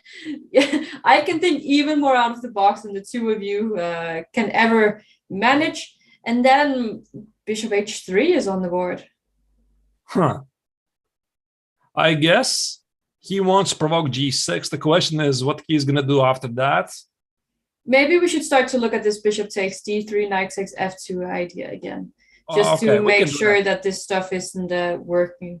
We can do that, of course. Queen, because now with queen b5, there should be knight takes h3, which we didn't have in the other variation. We have to take, right? Mm-hmm. Oh, take, e4. Queen b5. And that's a piece. Yeah, we don't have the bishop on a. Just a second. Now the bishop on g2 isn't hanging. So his idea is not to attack the pawn on f5. His idea is to escape the knight of the threat. Unbelievable. I mean, how do you come up with this? It's just only Rapport can do this. I mean, I guess his idea is to play after g6. Now go with queen c2. But I guess in the other variation, it wasn't working either, because we were looking at these queen b5 things that didn't quite seem to hold up. But still, bishop h3. I love to see Rapport play chess. I really, really do. He makes me a happier human being. I'm the better person, right? I'm a better chess player. Unbelievable. This is great. This is great. So indeed, the bishop on g2 is no longer attack after e takes on f3, so white can collect a piece. And I think he's not really thinking about g4. I don't think so. I mean, why? G4 takes, this just weakens your king, and this just looks ridiculous. So his idea is just remove the bishop, and I guess maybe queen c2 or maybe knight b4. Maybe he's just gonna try to combine those ideas, like the idea, Ellen, which you had before. And I really love the idea of this knight b4, and maybe this inclusion of bishop h3 somehow helps. But I still think it's gonna be the modest queen c2, b3, bishop b2, assuming that Hikaru has no powerful response after that. Yeah, I actually really like the idea that you were giving with queen c2 and b3 and bishop b2. Also, mostly because it's playing the position slowly and it's not making any huge concessions. It's not trading too many pieces, and it's just keeping the game going, making sure that nothing too much is happening. And he will eventually just try to outplay Nakamura. And from all the openings that you can choose to play in a must-win situation, I really like this way of just trying to avoid all these kind of heavy theoretical discussions, not walking into any of the opponent's preparation, because it does seem like Aronian, he really has shown great preparation against Dominguez, and this might be what will be Dominguez's downfall, pretty much. Yep. I guess we'll find it out. In the contrary to Dominguez's game, Rapport has still made no trades, so there's not even a pawn being traded. Everything is still on the board. But this is move 15. Yeah. Still very exciting. Still very exciting. So when we're black here, you're saying, and also some people in the chat, they're saying that they think that this g6 move looks quite ugly. Is there any way that we can avoid playing g6, sorry? Yeah, there could be a way. And I just have another idea here. What about this one? Aha. Knight takes g3. Yeah, I just have a hard time to understand what's happening after this one. I guess. How about here? I was thinking something around knight e5. Why not? Knight d to e5. Well, taking first e4 and knight d e5. Knight d to e5. Or knight f e5. But we take first on g3. Oh yeah, it's probably not working. I mean, take c4, knight e5. You couldn't take it. There's knight c6. Yeah, okay, it's not working. Unless, of course, I want to sacrifice a lot more. Just an idea. Trying to figure out where else can we remove the knight. And by the way, the same applies also for knight c3. Knight c3, b takes e4 again is knight e5. Yeah, that's a good point.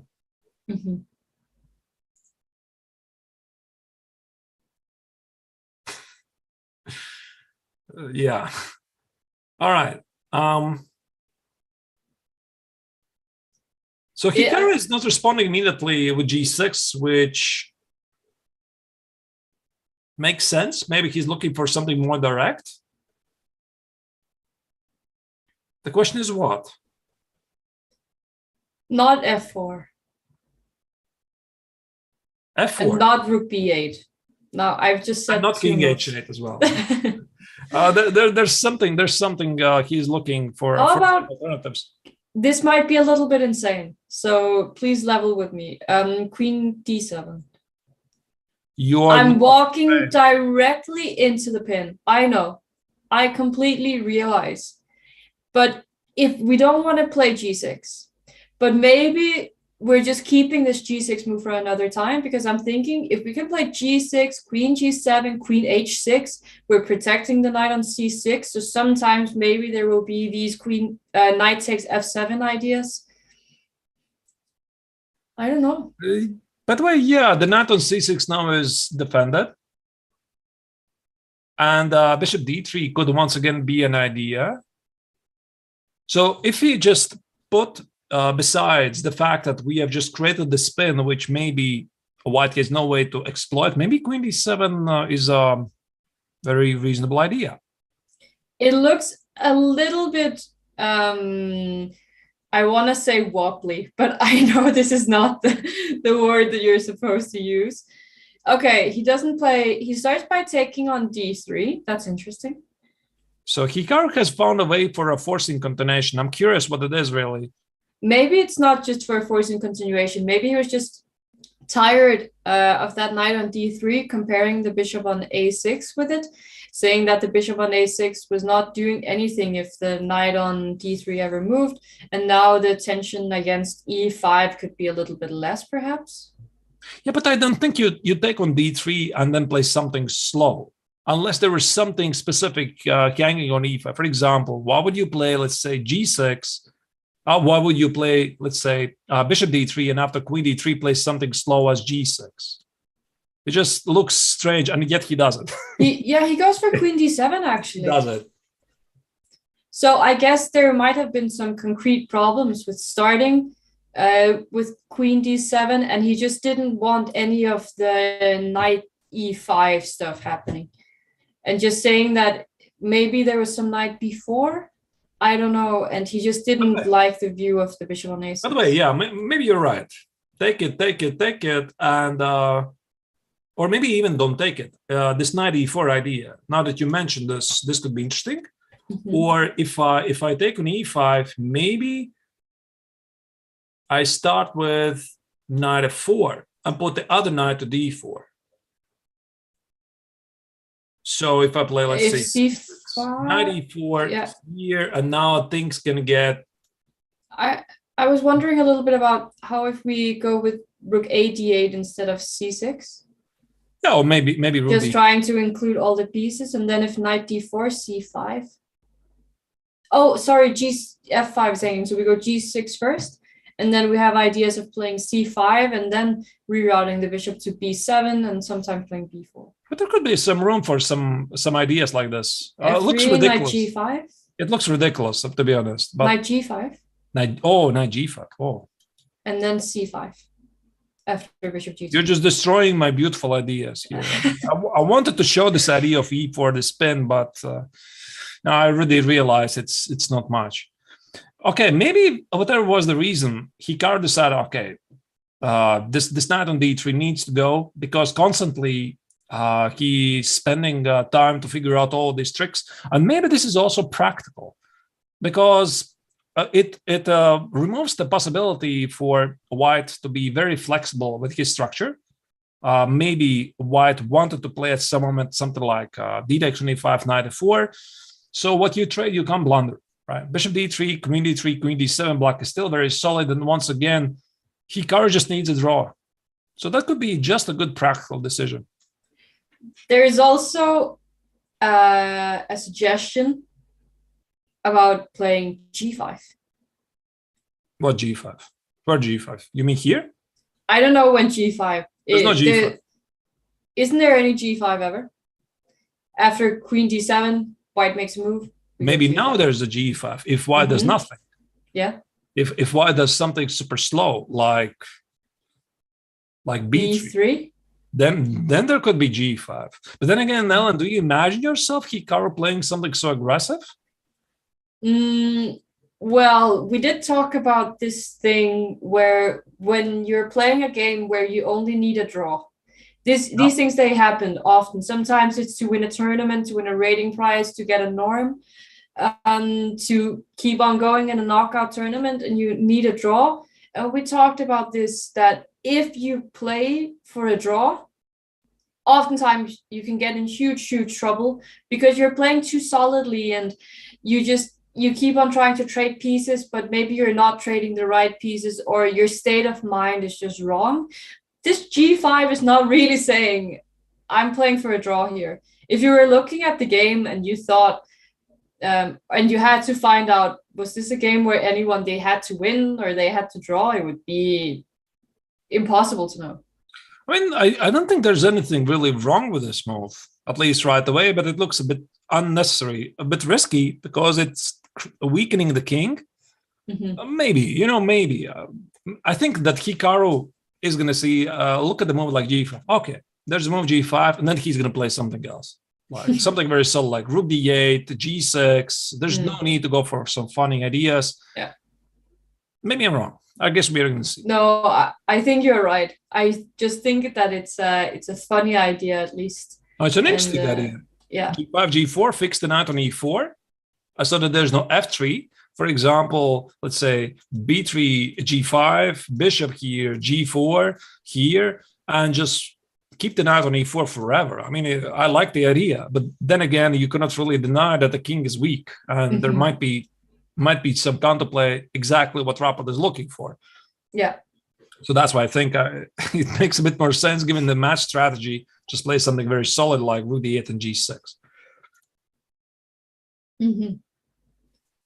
And okay, so yeah, I know switching back and forth a little bit right now, but we were talking a lot about how should Dominguez keep on playing, and he found the way that he wanted to do it. He went for Queen B3, but he traded with the knight on B4 first, and then Levon played knight 6 B4. So not for the bishop. No. There must have been, again, something wrong with the move, something that Levon didn't like.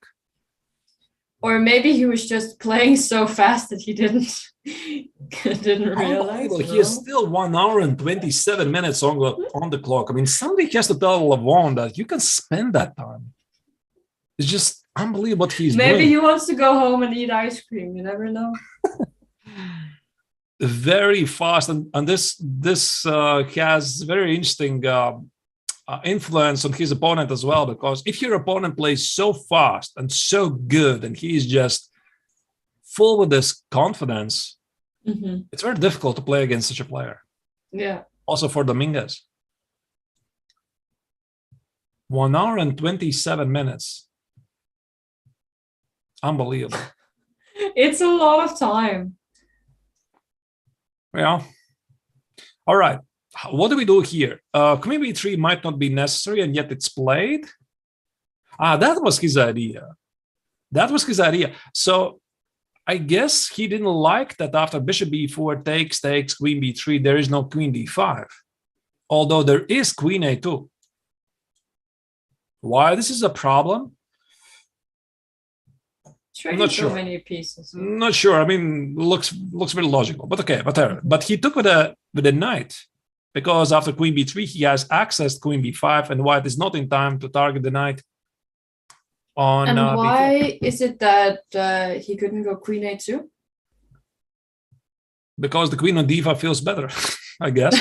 Okay. It just feels more natural. So now there is no reason to go Queen A2 because the knight on B4 is protected, whereas in the other lines it wasn't. Maybe he was just comparing something along the lines which I sort of mentioned along the way, that maybe Rook B1 instead. Rook B1 and B4, and maybe Rook some B2. knights. Oh, or knight C6. Yeah? Although, yeah, maybe this was something that was in Dominguez's mind. Try to snatch the pawn on B4, but even this cannot be really a problem. Even Rook C8. I mean. Although it could get tricky. I don't know, but he decided to go for this. Now, I agree with what you said actually before, Alan. This Queen D5, now the position is starting to look more and more drawish. The pieces are simply disappearing from the board. And if somebody has some ideas about playing on, it's black, because he has the outside pass pawn on B5. Yeah. And even if he loses that pawn, it's still not clear that he's that much worse. Yeah. So maybe keep queens on the board, but then again, why did you play Queen B3? Yeah, exactly. I think that's also a very good point. I'm going to say the game is going to finish very quickly. Very quickly even. I just No, I think that's actually a very good point. Why play queen b3 if you're not going to trade pawns, trade queens? Because if you just move the queen away or protect the queen with a move like rook b1, you can't even play rook b1 because of queen takes e5. So if you just move the queen away, the black queen has improved significantly, and the white queen has not. And there could be even knight c6. Just trade everything. Yeah, just trading more. Or how about bishop c5, putting pressure on f2? So many options. I mean, no, queen b1 is not what Lanier is going to do. no. It could be as well something like rook b1, just make a lot of trades here, take, couple of moves and draw a grid. I wouldn't be really surprised, because now that I look at this position, the way it has been played out, how do you even play here for the win? And also the clock is playing a big role. So Dominguez is just not looking in having any real chances whatsoever to play. And once again, we have to go back. We have to go back to this moment. Maybe it all started with knight c2. I like what he played in the opening. Maybe it's very equal.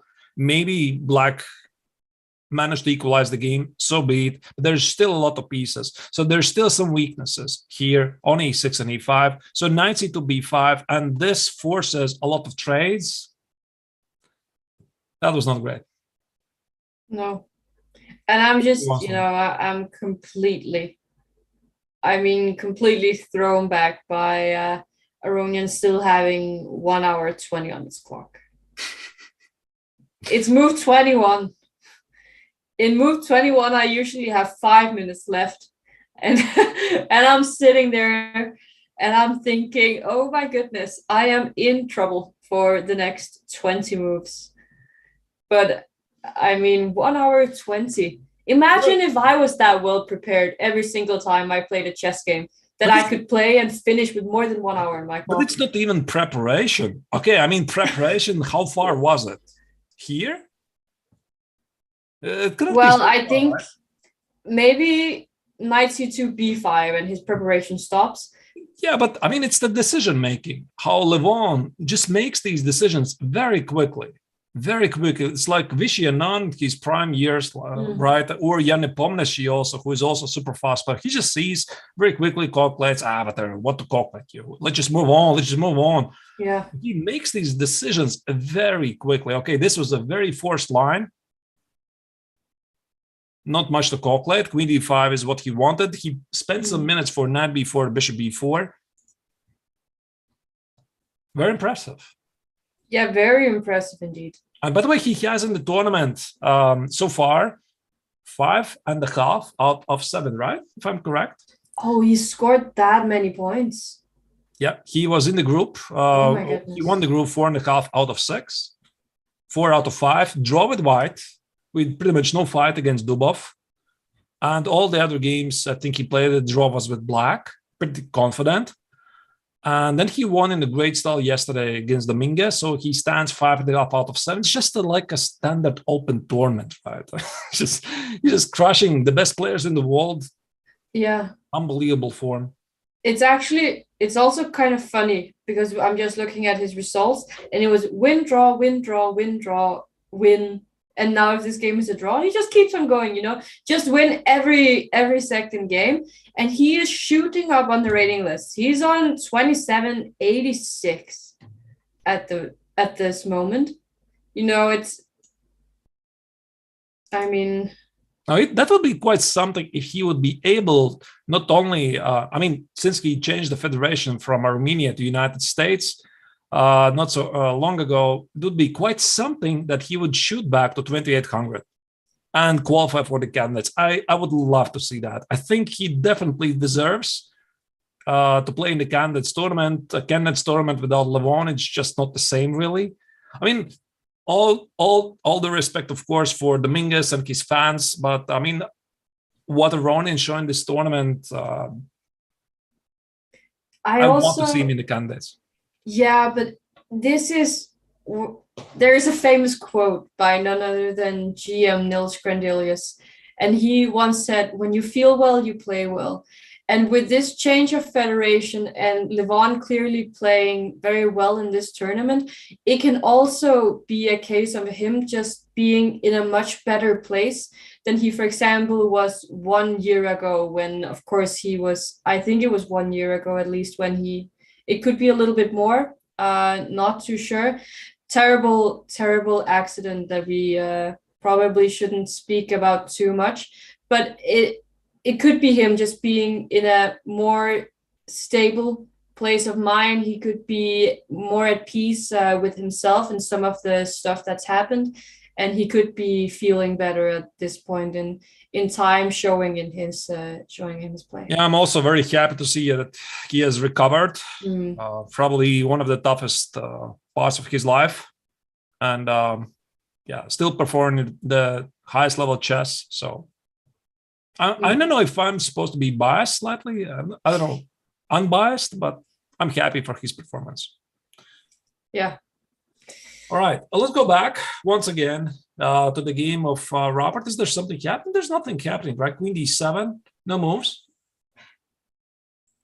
Yeah, no moves. Maybe this is the time for us to take our first break while the players they're thinking, finding out what they should respond to here. And please don't forget that tomorrow it is Valentine's Day, and in that case we have some very nice Banter blitzes. Yesterday it was with none other than GM Liam Kwang Lei. Today there's a Banter blitz with GM Simon Williams, and tomorrow two whole Banter blitzes with GM Pragnanana and the World Rapid Champion GM Nordirbek Abdusatorov. Don't forget you can use the code LOVECHESS for 50% off your Chess24 premium membership. And yeah, if we are seeing a tiebreaks tomorrow, I have teased a little bit. Of course, I will be wearing red, but I got some tragic news earlier in the day, just before we started this stream. Arturs, I'm disappointed. Nothing less than completely disappointed, but maybe you will be let off the hook if we don't see any tiebreaks tomorrow. We will find out. You put me in a very uneasy position, really. I'm gonna have to fix that. All right. I'll note it. Yeah. Thank you. All right. See you in a couple of minutes.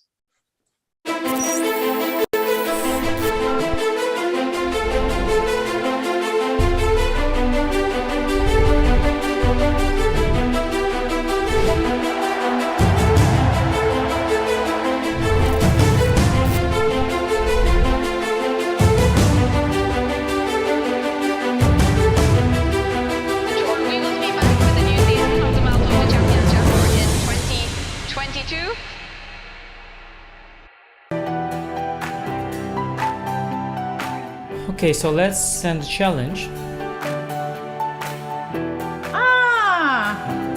Here is challenging. Nice graphics, easy to see. What are you thinking about? You're looking how it can be the most painful? Exactly. Okay, fine. That I give up a phone. He wants to be even rude. Hi, I'm Grandmaster Judith Polgar, and I'm here to welcome you in the Chessable classroom. It combines a shared chessboard with live video. Teachers get to interact on the chessboard with their students and even run quizzes and tournaments. I really love what Chessable Classroom can offer. I use it myself all the time. Just invite students to your classroom and start teaching right there. No downloads needed, and it's for free.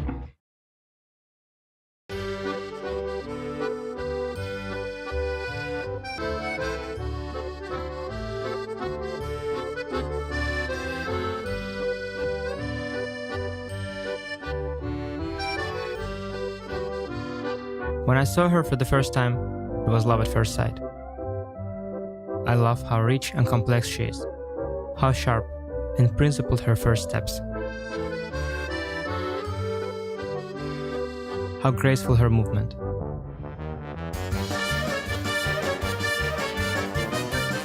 Paris is a city of love.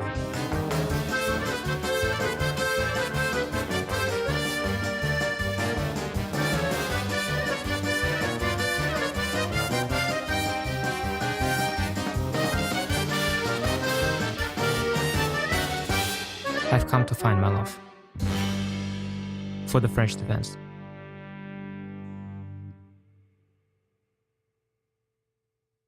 It's time to take control of your journey towards chess mastery. Magnus Carlsen introduces Chessable, the definitive solution for studying chess. Move Trainer uses the science of spaced repetition to identify your strengths and eliminate your weaknesses. There's no need to set up a board, remember which page you're on, or keep track of all the moves you miss. Move Trainer empowers you to go from the opening to the endgame with confidence. It's a seamless, effective, and fun way to study chess. Choose from one of the largest online chess libraries in the world, with hundreds of titles ranging from classic books through to our exclusive Chessable courses, including over 100 free courses.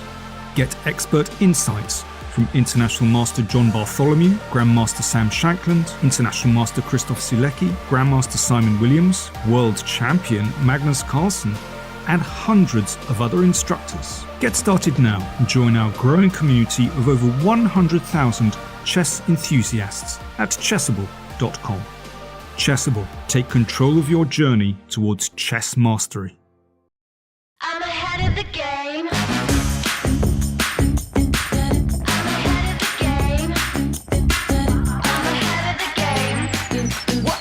Well, the phone is always ringing. I'm caught up on the line. Got a string around my finger. Remember who am I? I'm a boss and I'm honestly off my rocker, but follow me. I'm ahead of the game. I'm ahead of the game. I'm only ever slinging. I'm working overtime. Got a song and I'm the singer, the melody, the vibe. I'm a prodigy. Logically, I'm impossibly wanted. Then they'll remember my name. They'll remember my name. Ooh,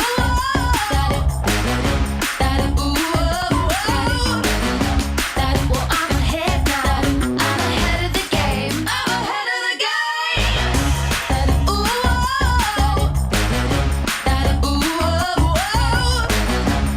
well, I'm ahead now. I'm ahead of the game. I'm ahead of the game. Well, I'm ahead now. Well, I'm ahead now. I'm ahead of the game. I'm ahead of the game. This is John. John loves to study chess. This is David. David loves to study chess as well, but efficiently.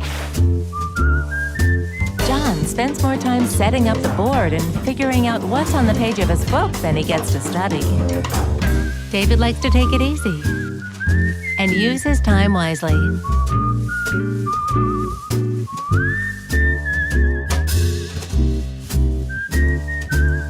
David has finished his exercise for today. John should try the same.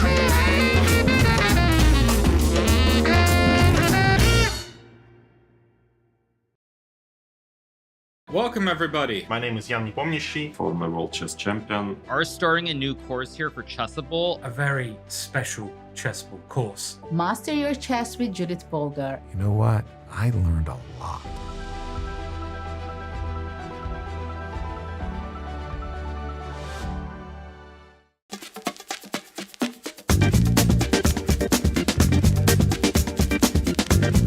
E5. It's E5 Patzers. A complete repertoire against 1E4 based on 1E5, now available to study with Chessable's unique Move Trainer technology.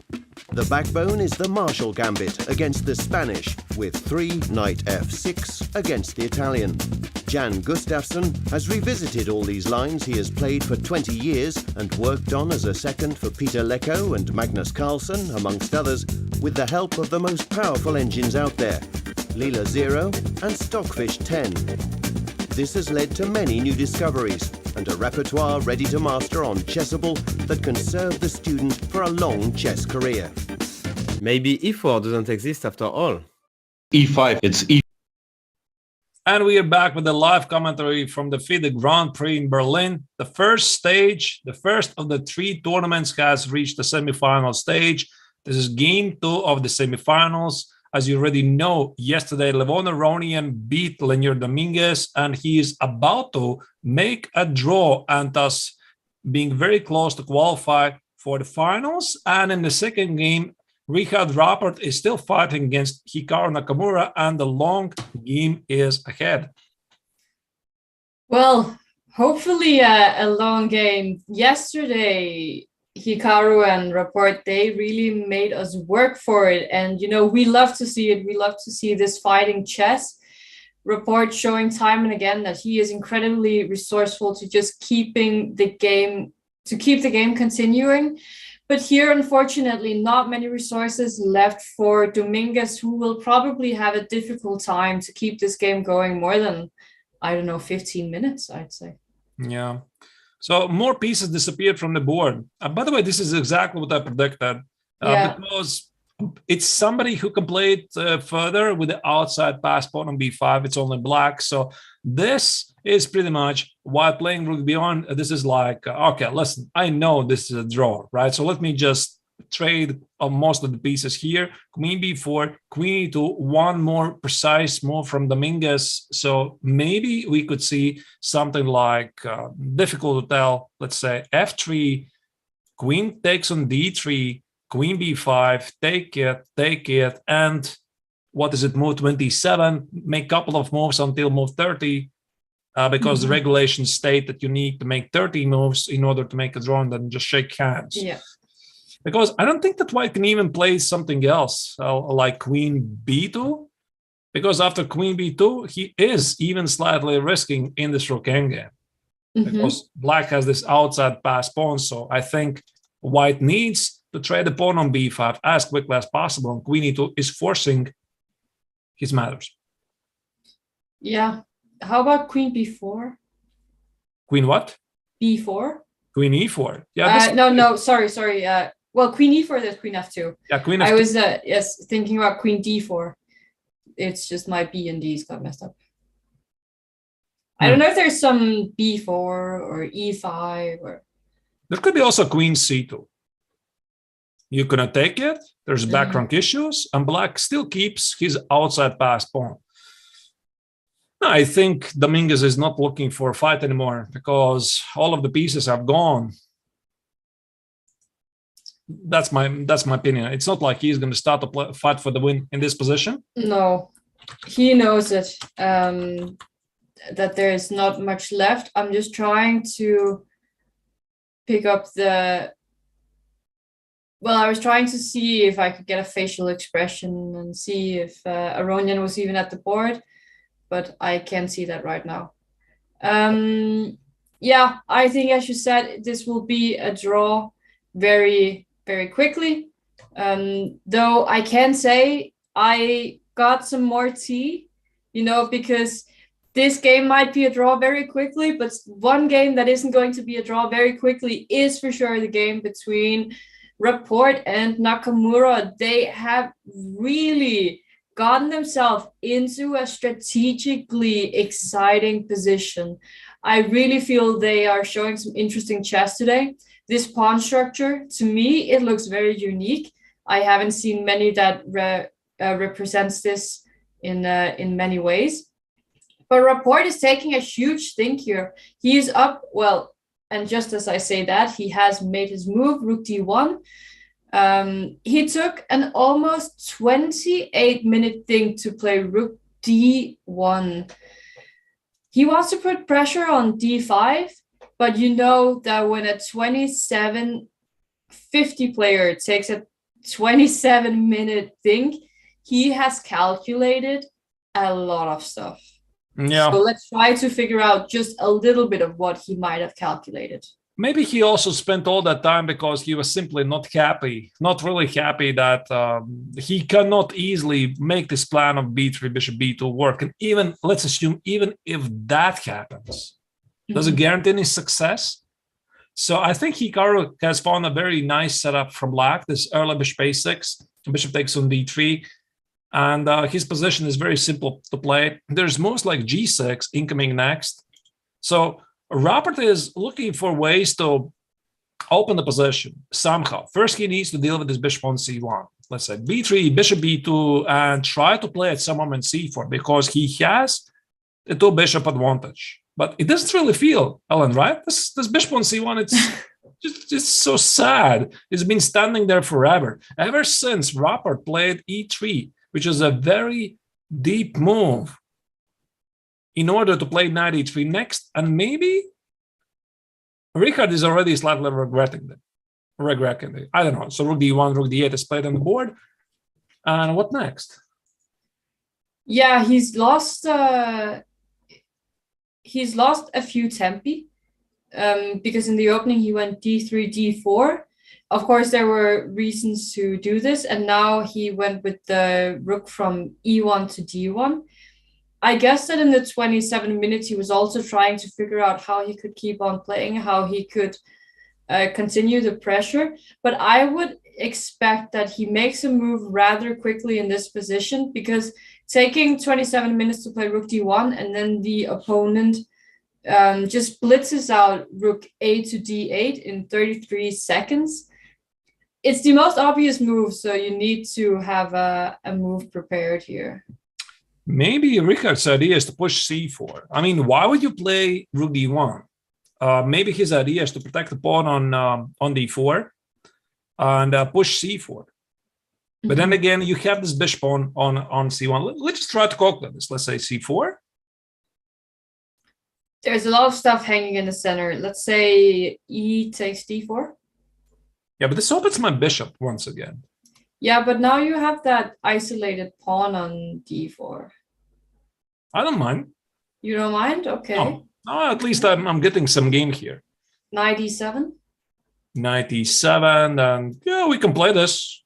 The question is how? Like bishop f4, maybe knight g6. I could just ignore it. I mean, there's some game. Maybe bishop e3. I think this might be Rapport's idea. I mean, why else do you play rook d1? And there is, by the way, a question in the chat. What about knight x and f2? And this was the idea that me and Ellen we were paying attention to pretty much after every single move. And king f2 e4 is the idea, very nice idea. But I guess Rapport's idea is to play here queen c2 here, and now I'm not so sure. Is it queen f5? f5? Yeah, and bishop f5. There could be some problems. Oh, sorry. Something like this. And the queen on d7 for this. Remember, Ellen, you said, right?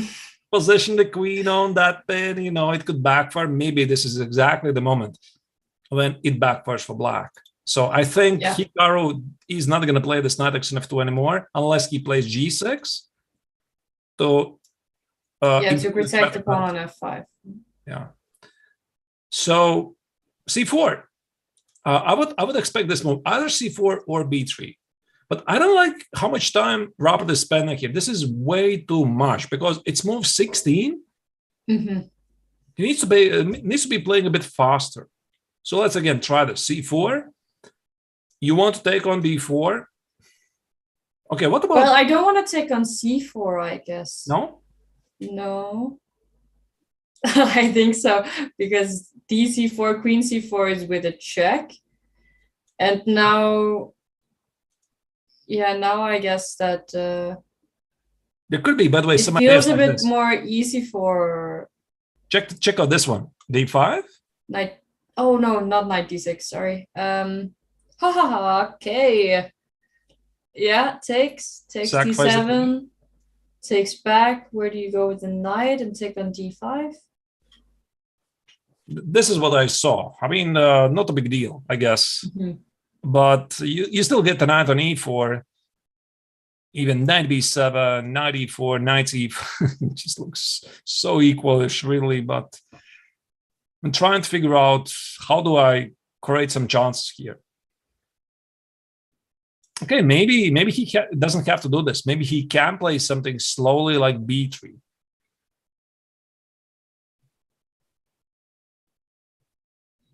Yeah, and Yeah, and why not play it slowly, actually? Because the rook on d8, I guess it's more preparing for white to ever play d takes e5 and protecting the pawn on d5 in general.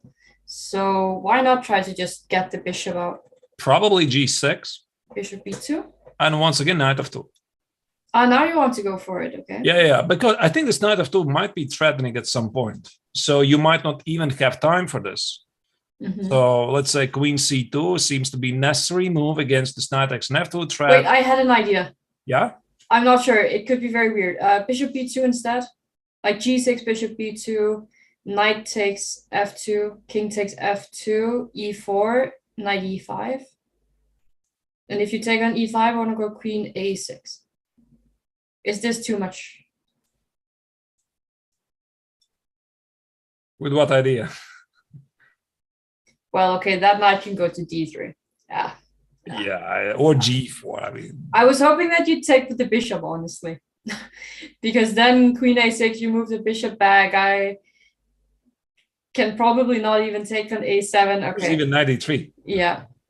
No, and it is officially a draw between Dominguez and Aronian. Huge congratulations to Aronian, really showing some impressive play during this entire tournament. Dominguez, he did his best, but some amazing prep from Aronian both yesterday and today. And yeah. Yep. Aronian is in the final. Once again, we can have a look at the tournament knockout stage standings. He is waiting for the other semifinalist to determine the place in the final. Either it's going to be Hikaru Nakamura or Rapport. And again, the system of the FIDE Grand Prix, so that you better understand the tournament situation, it's 24 players in total who are divided in 3 tournaments. Every single participant from 24 players, they're playing 2 Grand Prix tournaments out of 3. So in the next stage in Belgrade, there's going to be different players. Some of the Berlin stage players are going to play there. Some of them are going to be new ones. Then again, after even a couple of weeks, again, everybody returns to Berlin. And then they get a certain amount of points from getting whatever place they got in the stage. And 2 players in overall rankings, they qualify for the FIDE Candidates tournament, because once again, this summer, the FIDE Candidates tournament will be held in Madrid to determine the challenger against the world champion, Magnus Carlsen. So here you see it's Jan Nepomniachtchi, who is the runner-up from the previous world championship. It's Timur Rajabov as a wild card from FIDE due to the very long story how he did not play in the previous candidate cycle. Jan Krzysztof Duda and Sergei Kiryakin from the FIDE World Cup, the top 2 finishers, and Alreza Firuja and Fabiano Caruana, the top 2 finishers in the FIDE Grand Swiss. What a lineup. What a lineup we already have for the candidates, which will be played in June. Arturs, who do you think, oh my goodness, B4. Arturs, who do you think is the favorite to win this event and in general to qualify? The first question, I think it's quite easy. If you look how the first tournament is getting, and there you once again to see the participants of the Grand Prix who is playing, it's quite obvious that it's Levon, right? He's playing wonderful chess so far, although in one of the interviews, he did say that he usually performs badly in Berlin. So this is some kind of an exception, and I guess he's very happy. About the overall rankings, I guess it's still early to say, because this is still just one tournament. And let's imagine even if Aronian is in the final, and even if Hikaru, he's going to make it to the final, not necessarily this means that they're automatically qualifying for the candidates, because there's 2 more tournaments. And I think you still need to have a good showing in the other leg, because once again, every participant is playing 2 Grand Prix out of 3. So 1 really great score might be simply not enough. So you need to have something like, I don't know, let's say win 1 Grand Prix, and the second one, let's say reach semifinals. That could be really difficult. So yeah, Aronian. Yeah, of course, it depends a lot on how the other participants are doing as well. But I feel that Aronian, he is the favorite to win this Grand Prix at least. There's one move which is still necessary for Richard here to reach complete perfection. Ellen, can you guess which move is it? Wait. Just one move. A3? Yes. Absolutely. A3. So then we're playing checkers and not chess. That would be some zigzag position, really. I mean, that's some, I don't know, a huge wall here that Richard is trying to build. It's a bit strange decision, to be honest. Again, something that Hikaru, I would expect he has not prepared, not been ready for. His idea is to play b5, snatch the pawn on e5, and at some point to open the long diagonal for the bishop. But I mean, the more I'm looking at this position, I'm just looking at this poor dark square bishop on b2. I mean, don't you have any respect for the dark square bishop here? It's just stuck here forever. Yeah, it's much worse than my light squared French bishop has ever been. I have no clue how that bishop is going to get out now. I have absolutely no clue, because even if you're allowed to play a5 and get the bishop to a3, what is the bishop doing on a3? I don't see it. Is it stopping knight d6 at any point, or what is it actually doing? Knight e7 perhaps? You know, it could get really sad if black would be managed to play a6 and b5. Then you just pretty much, you have no future for this guy here. But okay, it could be quite difficult to do. And a move like b4, it looks strange, but once again, I have to bring up this very lovely quote by Vishy Anand, who once said, right, I don't care if it looks weird. If it works, it works. So his idea is to play b5, take it, maybe sacrifice a pawn, and somehow bring the bishop out. I mean, at least it's not the worst dark squared bishop I have ever seen. The worst dark squared bishop I have ever seen was the dark squared. Okay, imagine this: dark squared bishop on g1, white pawns on f2 and g3, black pawns on g4 and f3. Oh, that's pretty bad. That is definitely pretty bad. It was played in G1. The black pawns were on g4 and f3, not f4 and e3. G4 and f3. Yeah, so the bishop was completely locked in. This was some blitz game in the Danish speed championships. Yeah. There was a suggestion in the Twitch chat that maybe actually the white's dark square bishop could become one of the strongest pieces at some point later, could decide a game. It's possible, by the way. I've had those games myself as well. When you initially have that very bad bishop, in the end, it becomes a really powerful piece. And of course, we see that this bishop is not doing anything, right? It's the only piece which makes white really worried. But the position is not closed. It's not closed. And after moves like b5, c4, it could easily become the strongest piece. It's not so easy to do this, because after b5, there's going to be knight a5. And c4 now drops the pawn on b4. And then you have to go a4 instead, but then the c4 square is just toast. Ellen, I have a question to you. What do you think? What was Hikaru's reaction to the move b4? Is this something like from yesterday? Because yesterday, Hikaru was a bit suffering with his technique in the converting phase, trying to win this winning endgame, which we thought initially it's easy to win, but Richard was putting a lot of defense. And what was my original question? I already forgot. This is a very long intro. Hikaru's reaction to what do you think? What do you think about this move? What Hikaru? It might bring some memories from yesterday, because yesterday Hikaru could not simply guess Richard's moves. Every single move, he's just what? He's like what? And again, more like b4. It's just something you don't expect, because after rook d8, you're expecting move like c4. You're expecting move like b3, and then again, there's a surprise b4, and you're spending time again. Yeah. I would love to see his reaction. I can see that he's on the camera right now. He's deep in thought, but I would love to see exactly when Richard played b4, because I could imagine Hikaru Nakamura just shaking his head in disbelief. And yeah, maybe indeed. Very interesting, bold move by Richard here. There's a question in the chat. Are we reading the chat? Yeah, we are reading the chat. So if you have some very interesting questions or insights, or just want to say hello. So maybe we are not able to react to every single comment, but we are reading what you're saying there. So thank you for watching, and hopefully that you're enjoying this.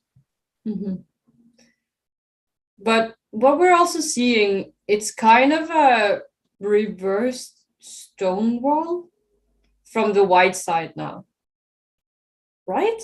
Reverse Stonewall from white? Yeah, just with b4 instead of f4.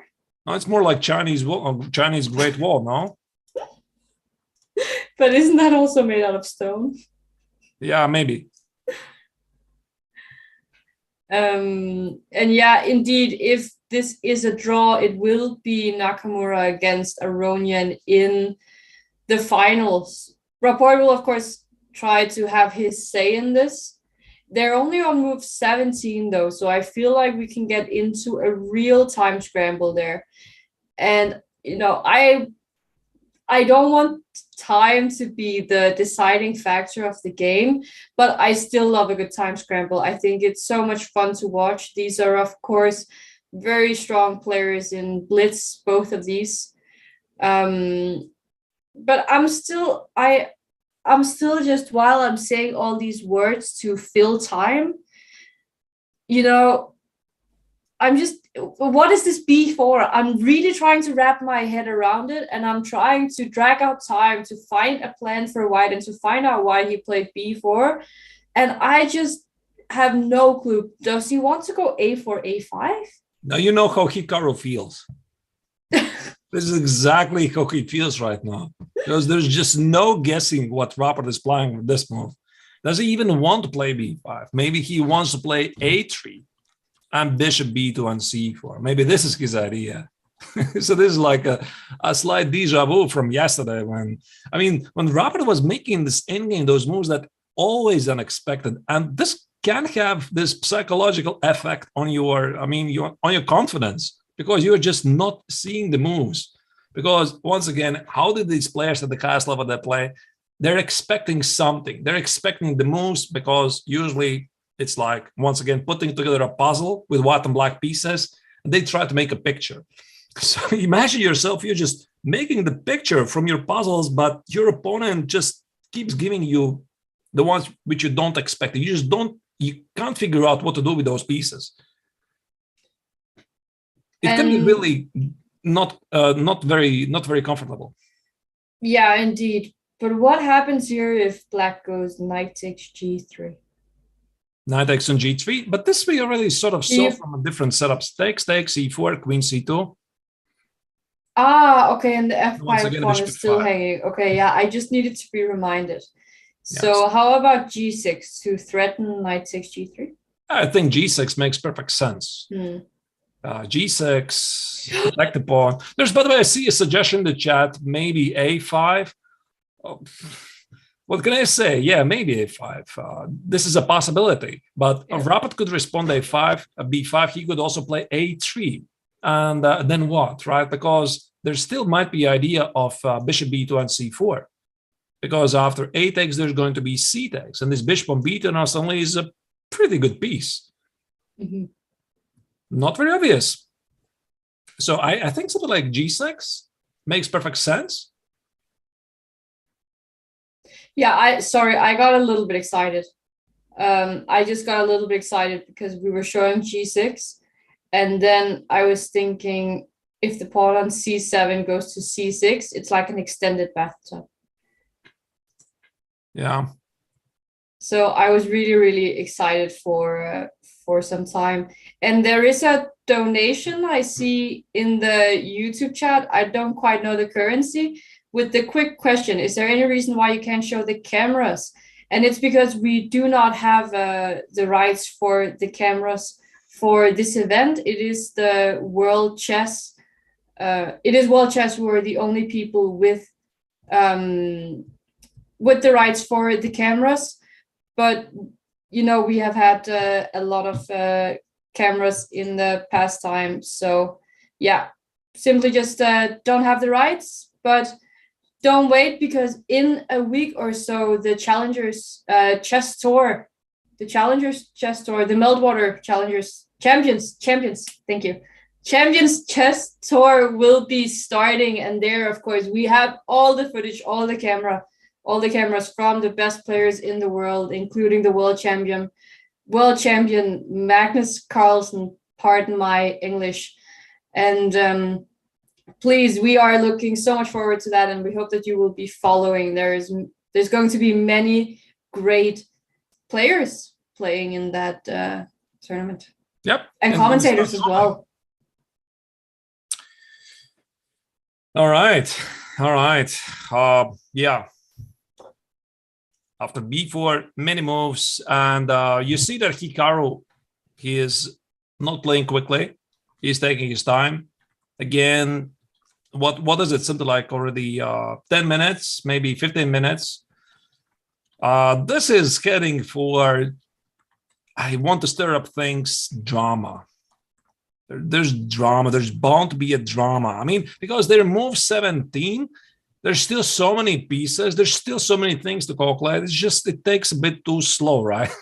I mean, there's not much happening, really. They make one move per every 10 minutes. So usually unexpected move. Yeah, we could be sitting here for some time waiting for Nakamura, but I can imagine why he would take some time here, because I believe b4 would have thrown him completely back. And this also happened a lot yesterday, where Nakamura, where Rapport, he was just playing all these different moves that we could not guess at all. He found so many resources, and every time your opponent played a move that you hadn't quite seen coming, you know, you have to reposition, not quite, you have to use your brain and find out how did this change the position in major ways, and it's not easy to do. So Hikaru taking a little bit of a think here. I have a very interesting question in the chat I would like to answer. If I would be a second for a player in already the candidates who I would pick, I don't know. First, I would say that would be a huge honor. I don't know, but for me as well. Yeah. I mean, imagine being a second to Levon. That would be my goodness. Listen, I mean, being a second, I think for these top guys, that's an incredibly tough job. You're just working so hard, so many hours per day. You have to produce those ideas and make sure that the analysis of the players are top notch. So once again, what's the difference between maybe a casual grandmaster and a top grandmaster? Not only they understand things better, they better calculate, they have better preparation. They also have teams. Some other grandmasters who are working for them, and especially for some very high-level tournaments like this one, like the FIDE Grand Prix, like the candidates, and of course the World Championship, where they have a huge list of players helping them. So that, of course, is a huge honor if somebody is invited to help. But it's also a very, very tough job. Mm-hmm. I've heard from players who have been hired as seconds or helpers. It's just non-stop analysis. I mean, it can be very tough. Yeah, I haven't quite tried being anyone's second, nor have I really tried to have a second. Well, that's not true. I have tried that, but in a little bit of a different way than these guys. They have seconds, because those seconds, they are just working day and night. I have heard some funny stories also from back in the day with Kramnik and his seconds, Kasparov and his seconds, and it is tough work. I think it might be possible to find some of the stories out there somewhere on YouTube, players telling about when they were seconds for some great players. But yeah, Hikaru is on 17-minute think. 17-minute think. I mean, that's really unusual because Hikaru usually is very, very fast. And this time he's taking his time. Yes. The second, yeah. So if you're sitting out there and you don't know what a second is pretty much like a sparring partner, someone who works for the person who's playing in the tournament, helping with analysis, trying to come up with different ideas for what they should play in the opening, trying to find out exactly what to do. Ellen, this reminds me of one of the questions to the players. I don't remember which round was it in the pools, but there was this question for every player. Have you ever fired a second? I don't remember all of the reaction, but pretty much everybody said, of course. It just happens all the time, right? Hikaru said, yeah, sometimes the players simply don't. Some work harder, some work less hard, really. And if they don't meet up the expectations, because I guess a super grandmaster would expect that if he hires somebody as a second, the amount of analysis and the contribution is going to be huge, right? It's not, of course, for the grandmaster who hired, it's a big honor, of course, to be in the team, but still you need to contribute something to make a difference. And mainly it's analysis. Mm-hmm. So yeah, they are hiring their seconds all the time. They hire somebody, he doesn't work out, that's it, you're gone.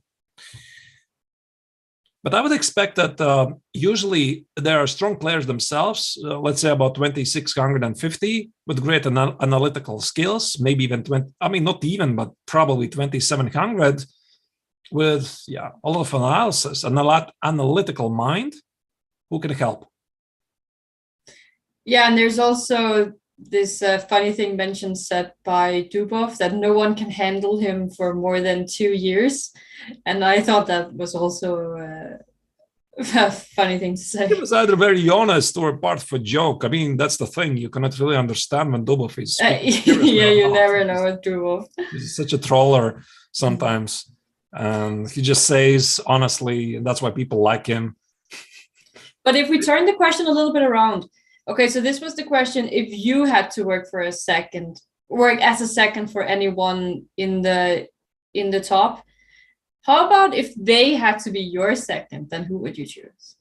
Who I would choose? Unbelievable. First, they would be probably first, not the second. I don't know. I guess it would be wrong not to choose the world champion, right? Imagine the world champion is helping you to prepare for an open tournament. It would be something. Mm-hmm. I guess there's many things to consider when you have to choose your own second. Yeah. Finding out who you want. At what level do players generally start to have seconds? That's tricky. Mm-hmm. I like this question. That's really, really tricky.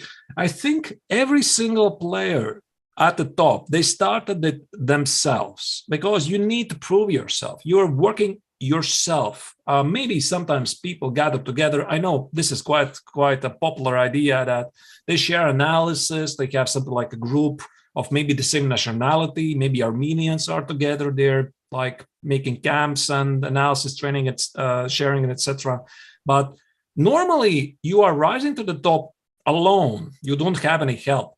And then at some point, when you have reached some success, you're noticed or you have scored some big victories, some open tournaments, etc., you start to afford yourself hiring seconds. And this is, I would imagine, not cheap, right? But no, it pays off really because you hire somebody to relieve the load from your chest, so that he helps you do some very important analysis. And at that level, original ideas, deep analysis is very, very important.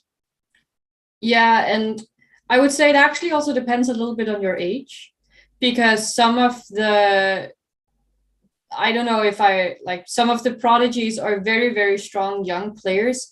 They also get some help different places, meaning that they will also get seconds and other kind of things in some support, which means that they will get seconds sooner than some other people.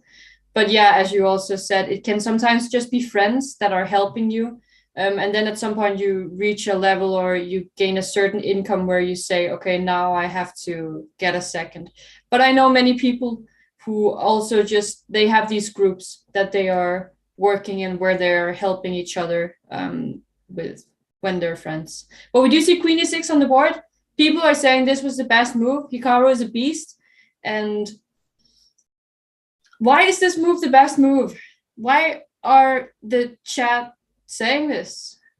It makes sense, right? Removing the queen from the pin, improving the control of the c4 square. It also deals with the c4 move, right? c4, I just now take it. And black keeps all the options open. Maybe play g6, maybe play a5. I like this move. It's quite difficult, once again, to imagine what Rapport is going to do here next, because this bishop is... Okay, I'm not very original, really. It's still bad. I mean, it's not doing anything. So I'm still thinking, how do I activate it? Maybe a3, bishop b2, and c4. A3 to really protect the pawn on b4. Yeah, this would be a bad idea, I guess. A b5. But how about a4? Let me maybe just show you this idea. Mm-hmm. So the knights are dominating the bishops. So despite the fact that white has two bishops, they're not really doing anything. One of them is staring at a pawn on a5. There's the knight on e4, and the other is chronically just ill. I don't know how to even say that. And this knight is going to c4. So that's really a lovely difference in power. But you said a4? Mm-hmm. It's just an idea. And my idea is to go a5. And if you take it, I want to go b5 and take the rook on a5. Oh, okay. I'm going to play g6. Let's say g6 looks normal. a5 takes and b5. This is your idea. And then you want to take on a5. Mm-hmm. Okay. So I feel like as black, you can't quite take. But maybe now you can take on f2. And if I'm not going to do that, if I'm going to play king g7. Maybe now you can take on f2 since you played g6. Oh, that's, by the way, a point. Yeah, knight f2 is still an idea. Yeah, of course. We play g6 so that knight takes on f2 is an idea. But b5 is on the board. Okay. Just a second. Oh, this is interesting.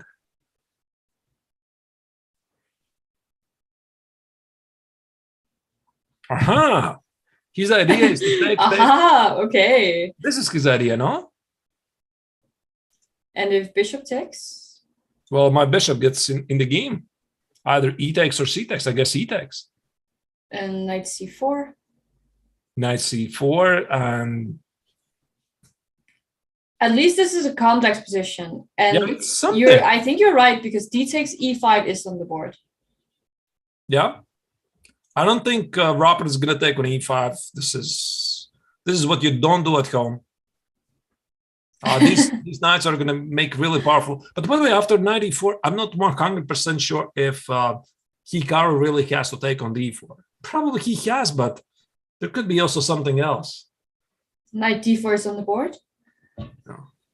Black is fine, by the way. I see this comment in the chat. Yeah, black is fine. He is fine. There's no argument about that. It's just Rapport is trying to create some game here. Mm-hmm. Get something going. Otherwise, the position is closed and black clearly enjoys this. Maybe there's something like queen h6. Queen h6, bishop f5. Oh, queen h6? And do something crazy here. Probably not. That is indeed crazy. Rook f8? No, I was thinking or something knight like takes that. f2? Yeah, this was my idea. I'm not even sure if this is working. Well, I have no clue. I guess king f2. Now, king. Oh, There could be a mate, by the way. Yeah, this is a mate because I was about to say king e1 and then I realized that it wasn't the best idea. Sort of mate. That's a very nice one. Yeah, and king f1 doesn't really look very secure. There's rook f8, attack is going. No, actually, I think this queen h6 is interesting move, and Hikaru definitely sees that. Absolutely sure. It's not like automatic bishop takes on d4. But queen h6 might create too many tensions. Maybe take. How about? Yeah. Yeah, I was thinking instead of this, could we consider queen f1? And king h8, I don't take it. I meant in the starting position after queen h6. After queen h6, do what? I'm sorry, I didn't hear that. I thought queen f1. Queen f1. I want to take on f5 with the knight. Yeah, but there's a difference. I played g6, and I didn't take on d4. No, but then I feel that the queen... okay, the queen can quickly come back via g7, because the point was to shut the queen out a little bit and see if I had time for something else, like f3 and e4. Or yeah, maybe. But you know what I like about this? Too much. What I like about this position, it's getting sharp. It's getting sharp. It's getting action, because Rapport needs to win. Hikaru is trying to play it solid, and now he has a big decision, because something like bishop d4, I guess e takes on d4. By the way, c takes also is a move. But has Hikaru really been playing this solidly? From the opening going d5, e5, f5, and this knight c6 stuff? I would be really scared to play this line with black. Let's say even c takes on d4, knight c4, and I somehow get rid of this knight from c4, somehow. Let's say queen b3, bishop b2, rook c1, and sacrifice the exchange. Somehow do it like this. So the king side is pretty much closed. But now there's probably ideas of g5. Yeah, maybe. Yeah, this is what we could see. But with this g5, g4, fix the knight on e4. That's a brilliant idea. Yeah, and also some other ideas. If the bishop goes out to b2, sometimes there's knight takes e3 and some f4 stuff. A lot of complications for sure. I'll tell you honestly, Alan, I'm not sure which pawn would take, and Hikaru is just trying to figure it out. He has big decision here. For Rapport, this is the only chance he figured out how to complicate the game. Again, bishop d4, e takes makes perfect sense. But the bishop comes out. There could be a moves like bishop f4, f3, rook e1. Those bishops here could get really powerful. But of course, sure. Knight c4 is a huge outpost. I don't argue. Then again, he could play c takes on d4, focus on the queen side. But this I slightly don't like, because the bishop here is just not looking at anything. This would be the slower approach. And then Hikaru needs to figure out what to do with queen h6, because this is something that somebody with such a sharp skill set, he sees this immediately, that he's not obliged to take it. Attacking the bishop on h6, if nothing happens, he plays g6. So bishop f5, knight f2, and we could have a lot of action here. But is this really working? I have no idea. After your bishop takes h7 line? Yeah, and king h8. Queen g6? Yeah, your rook is hanging, by the way.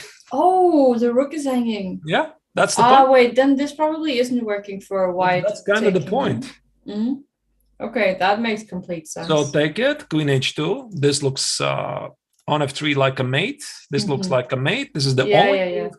Well, I would be so scared to play this, but then again, maybe for Rapport. But this is at least a draw after queen h1. Wait, it's just a draw. You're right. Are you right? It's just a draw. At least. No, I mean, he needs a draw. He doesn't need to win. He just needs a draw. So once again, bishop f5, knight f2. Wait, it's just a draw, right? Maybe there's a way for black to continue, but why? I mean, check. You cannot go here. You cannot go here. And this is a draw. You're right. You're absolutely right. But then do we have another move after queen h6? Because we don't have to take the pawn on f5. Yeah, maybe Rapport is not going to take it. He's going to try to keep the bishop alive. I think at the moment, Rapport is already concentrating on queen h6. At this level, they already see it really far, really far. So bishop f5, now this looks like a forced draw, right? If black is happy, and black is definitely happy of the draw, unless I miss something big. But then you have to go bishop g2 probably. Yeah, but by the way, bishop g2, there still could be a sacrifice. Oh wow, really? It's not very clear, right? Rook h1, take g3, king not very f1.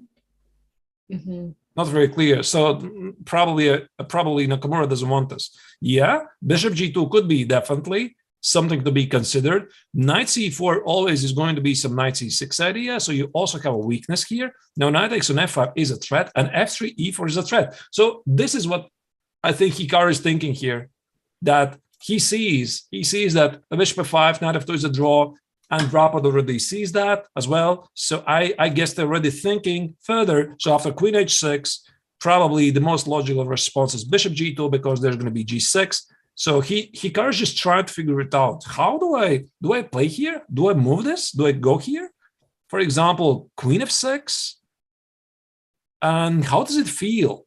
Let's say f3. Yeah. Do you have to take on d4 then? After f3? No, you don't, because now there's bishop takes on d4.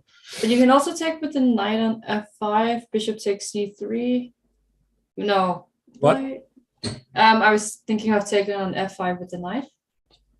Oh, sorry, the queen is hanging. Yep. I was testing you. Yeah, your queen is hanging. Something like this could happen indeed. It looks very logical, by the way. Again, queen h6, bishop g2, queen f6, removing the queen from the pin. And now Rapport could continue to play this on with moves like difficult to tell immediately.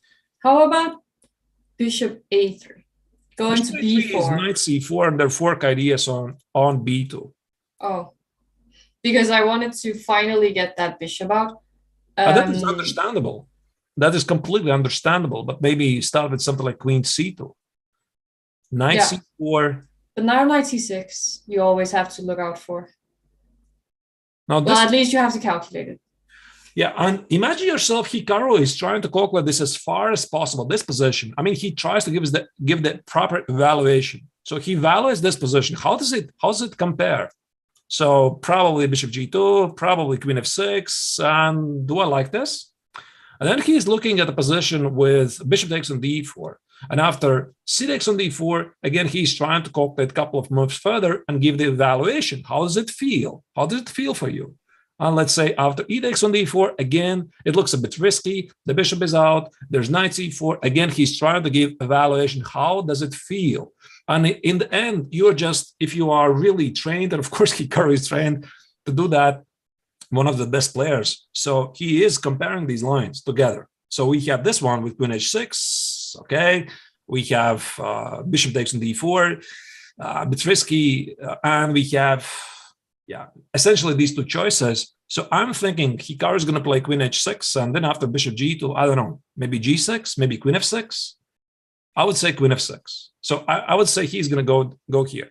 Here, this also has this minor option, which is, of course, never going to happen because there's a draw unless we miscalculate it. And I think it's going to be like this. Here, and something like queen f6.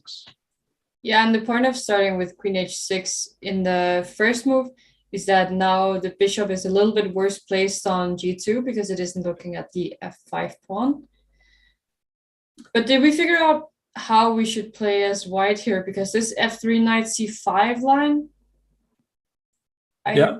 Maybe not f3 at all. Maybe just keep it there. Maybe play something slower, like I don't know, a4, knight c4, knight c4. Yeah, and queen c2, and get the bishop out. And there's also at some moments some knight c6 ideas. The only reason why I think that maybe why Nakamura could take on d4 is clarity, because his clock is ticking. He has what, 16 minutes? He's taking too slow. He's looking for some clarity again, and you don't want to get in time trouble when you have, let's say, 20 moves to make and 5 minutes on the clock with a very complex position. You're looking for clarity, and bishop takes on d4 gives this clarity, but it's a concession. because it weakens this diagonal. And I think Rapport is going to play e takes on f4. E takes on d4 if this is going to happen.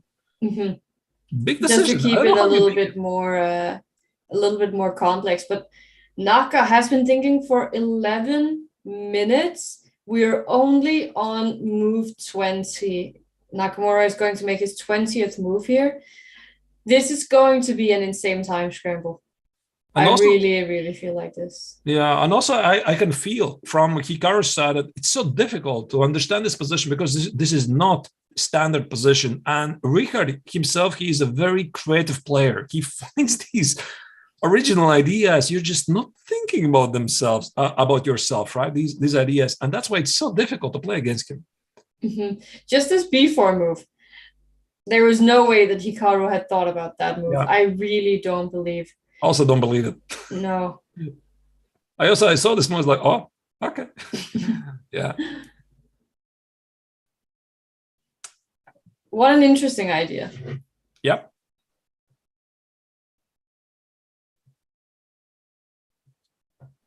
Okay, so if we're trying to think about other moves than queen h6, is there even any?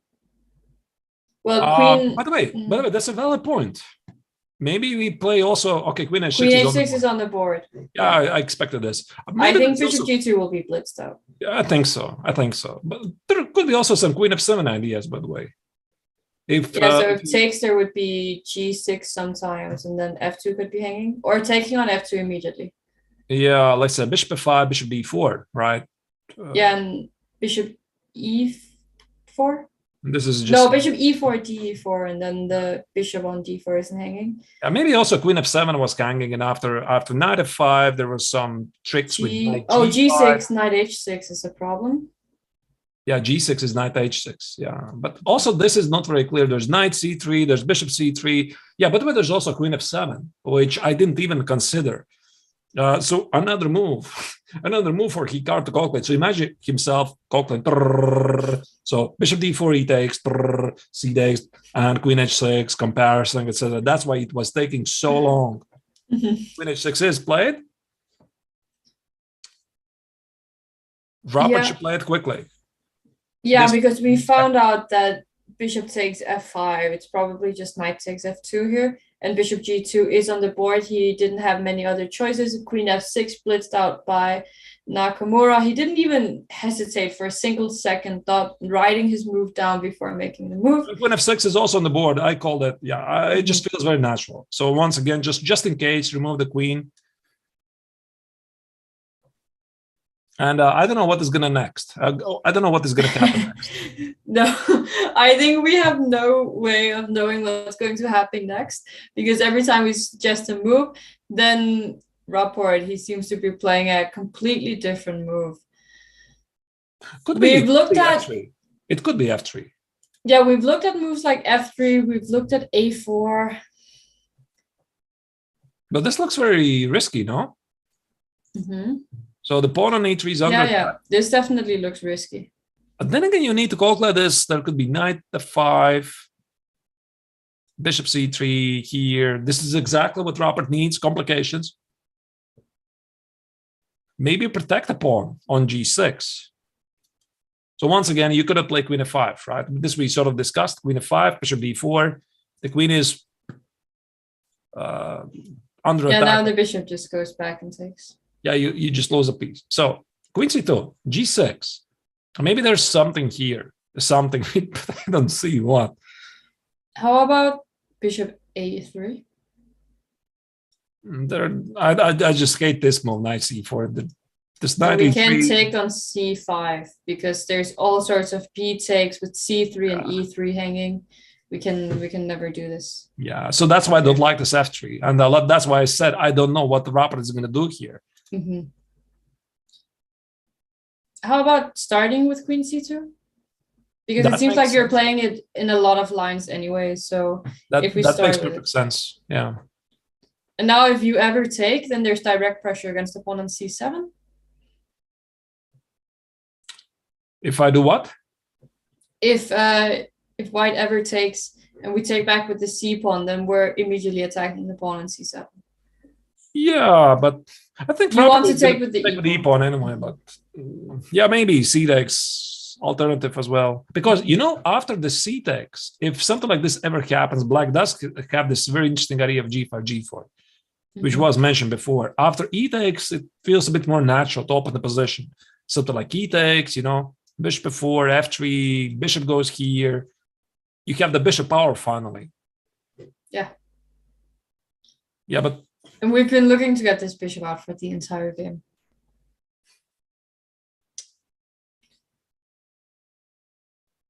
Everything is going to be bad and in time trouble. Yeah, I think you're right. Because it is move 21, while Rapport making his 22nd move. They do not have that much time left. And maybe the time trouble won't decide if there's someone who's clearly better or clearly worse, but it will definitely show if there's some kind of clarity in the position, or if the position just ends up being even more complicated than it has been already. So after the time trouble, we will know so much more. I even have some heretic ideas here, Alan. I'm not sure how do you like them. Oh, okay, I already discarded them. I was thinking some very deep idea: bishop d2, bishop e1, f3, bishop f2, and try to. Wow. Yeah, but why did you discard? Oh, because of knight b2. Yeah, there's a 4. He did go a4. This was also one of the moves that you mentioned. Yeah, I mentioned this, but I'm not really sure how it helps. Okay, just to position the bishop on a3. I mean, this is a kind of move you have to make, I guess, at some point. So just make it right now. Yeah, makes sense. But we really want to play. I'm not sure. It could be nice to play f3 in a good way, but it's not easy. Do you want to play what? Yeah, never mind. Never mind. So we can both go knight c4, and we can also go knight b7 to go to There's c5. knight c4. Okay, I think it's clear, fairly sure that Hikaru is not going to move the knight. Well, why should he do that? I mean, something like knight c5. Of course, the trick of queen f5 is very nice, but queen c2, and why did you remove the knight? So I was thinking more about the knight on a5 to go to c5 via b7. That's a good candidate. Knight c4, maybe g6, maybe g6, king g7, knight c4, you know, just build a brick wall and do nothing. Maybe engines are saying there could be something like g5, g4, but, you know, this could easily backfire. For example, let's say g5 here, g4, f3. Why do you need this? Why? Because this creates some counterplay for white at the king side with rook f1, rook f5, and something, you know. So I don't think Hikaru is going to touch the g pawn to g5. Maybe he's going to play g6. You know, the one's protecting pawn. So let's say something like knight c4. But then again, knight c4 weakens the c6 square. But does it really weaken the c6 square that much? Because the c3 pawn, if we ever move the knight on d4, is just toast. Yeah. But then again, white could just sacrifice the pawn on c3 for some complications. Something like here. Knight c3. Okay. Yeah. Bishop c3. And he actually took on d4. This is, by the way, I was suspecting might happen. He's looking for this clarity because once again, you're looking at a position, 14 minutes on the clock, 22 moves, 22nd move. So imagine yourself knight c4, rook a2. There's no clarity. There might be knight c6. There might be a lot of maneuvers. So he's simplifying the position. This is why he's a super grandmaster. Yeah. Simplifying the position, and definitely in time trouble, you don't want to have a position which is too difficult to navigate. You want a few less pieces on the board. Of course, you know, Ellen, the question is, why did he take it right away? Yeah, I don't think the knight is going to move anytime soon. Why do you include these moves? Because he was not sure. I think that's why. So he played this move. Wasn't it a bit the same earlier when he started with bishop takes d3? In those variations? Wait. I stand corrected. Maybe there's an idea. Taking with the c pawn is Rapport. Yeah. Why? You know, where's the difference? There's the difference. Because after bishop d4, e takes, there's no knight b3. And white can position the bishop in f4. So Hikaru played queen h6 first. Play here. Now after a4, there's no control of the b3 square. And now he takes it, because now after e takes on d4, there's knight b3 and more simplifications. Again, this is what Hikaru is looking for, simplification. Ah, wow. And that's why here Rapport has to play c takes on d4. And now there is protect the b3 square with the queen. My goodness. And now we might actually see g5, g4 because the king side is closed. So very tough. It's also very interesting unbalance we have here with the two bishops against the two knights. I don't know if you remember this game. It was a game between Radoslav Wojciech and Fabiano Caruana from the 2021 Tata Steel. I believe it was those two players where Fabiano, he played this bishop takes c3 move, playing with two bishops against two knights. Yeah. It was a very, very impressive game, I have to say. I even made a meme out of it. You made what? A meme. A meme? Yeah, meme. Yeah, for the social networks. It's like Dubov Karyakin. You know this meme where this guy with the girlfriend is walking? Yeah, he looks back. And the meme was, it's Dubov against Karyakin, this famous game, this queen g6 sacrifice, and he's looking back at Caruana's bishop takes on c3. I was just having some fun some time ago. So, yeah. No, yeah. And that was a really good game because many people and also many grandmasters, they really, really value these two bishops. But sometimes the knights can just be stronger. It's really difficult to evaluate. And it's also a very, very interesting unbalance. So if you want to check out this game, it was from the Tata Steel 2021 edition, Fabiano Caruana with the black pieces against Radoslav Wojciech, who was also playing earlier but got kicked out of the FIDE Grand Prix. c5 is played. Hikaru is looking for more clarifications. More clarifications. D takes c5 sense. Would be a huge blunder. Yeah, this makes sense, right? The pawn on c7 could become a target. Mm-hmm. You know, why he played c5, I think he is not entirely sure if this knight on c4 is going to remain for long. And this is what I mentioned before. There could be a moment, something like bishop a3, I still need to figure out the move. Let's say g6, rook c1, and sacrifice the exchange. So are you going to keep the knight on c4? If you're going to take it, now I have a very nice pressure at the c file. So that's why Hikaru decided, okay, I have this very nice square on c4, but is it really doing me any good? So he took it here, seeking the simplification with knight b3, forcing Rapport to play c takes on d4 so that he can play for the win, and more simplifications with c5, inviting to play en passant, b takes on c6, and not sure, queen c6 or knight c6. I guess queen c6. Looks good for black. Yeah, I like the two knights, but do we ever have the chance? Let's say we don't take on c5, but we play a move like f3 instead. Can we do it now? Yeah. No. Earlier, instead of taking. Okay, he does take on c6. I was just wondering if there was any time to play f3 now and then bishop b2. f3, but then you no longer can take en passant, right? Yeah, this I know.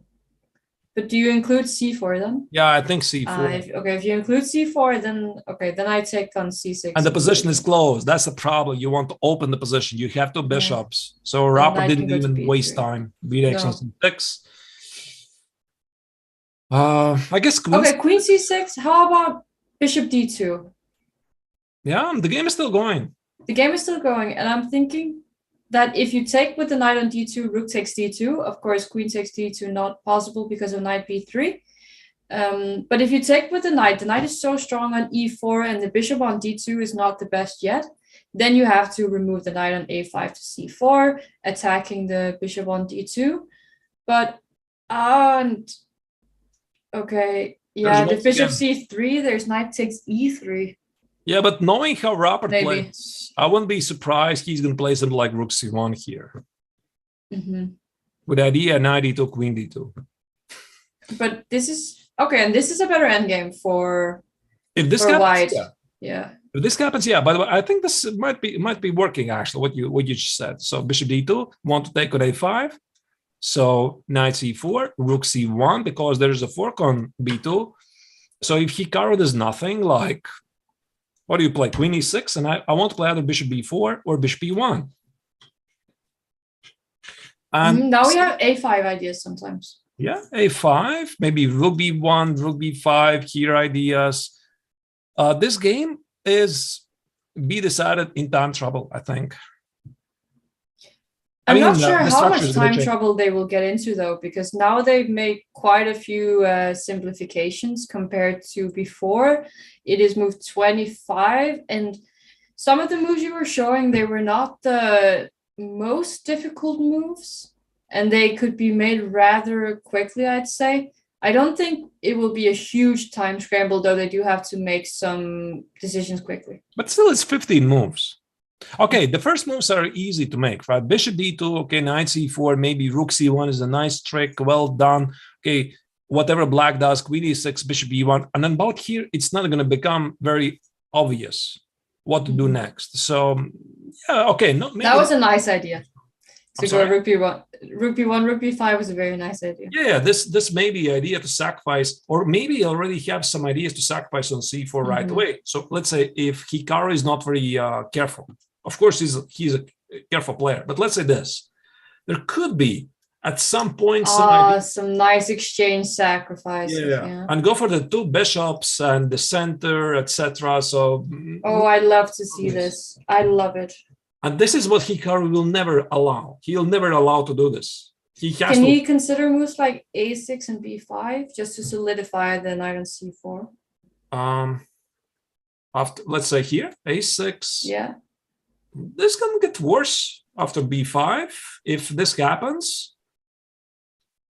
Rook a7, I have some targets, you know. Okay, but maybe I start with rook a8 at some point. No, but just imagine yourself this position. Let's say we remove every single heavy piece from the board. Let's say the rooks, the rooks, the queens, and we have two knights against two bishops. And this is still a playable position because the king is going to be going here, and the position is inevitably opening. It is opening at some point. And white has those two bishops. I think Rapport already has done some progress. He has found some ideas how to make the game interesting. The game is rather unbalanced, and Hikaru is trying to play very solid, but Rapport has managed to find something. I feel that Rapport, he is so resourceful. Resourceful Rapport. Oh, maybe we could give him this as a nickname, Richard Resourceful Rapport, because he's just. It's a very subtle way that he keeps on trying. Yeah. Yeah.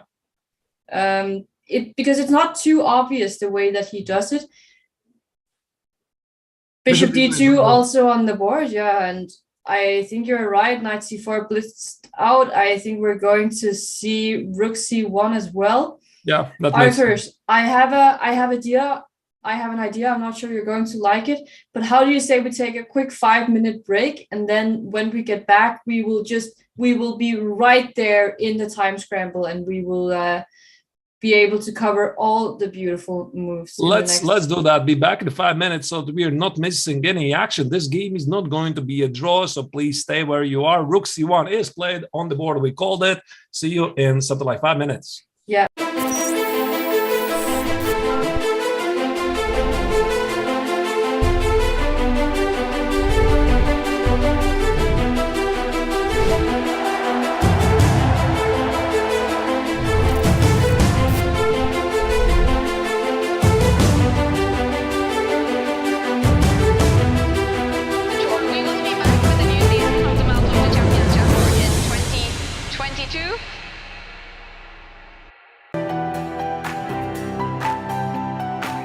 Okay, so let's send a challenge. Here is challenging me. Nice graphics, easy to see. What are you thinking about? You're looking how it can be the most painful? Exactly. Okay, fine. That I give him up a phone. He wants to be even rude. Hi, I'm Grandmaster Judith Polgar, and I'm here to welcome you in the Chessable classroom. It combines a shared chessboard with live video. Teachers get to interact on the chessboard with their students and even run quizzes and tournaments. I really love what Chessable Classroom can offer. I use it myself all the time. Just invite students to your classroom and start teaching right there. No downloads needed, and it's for free.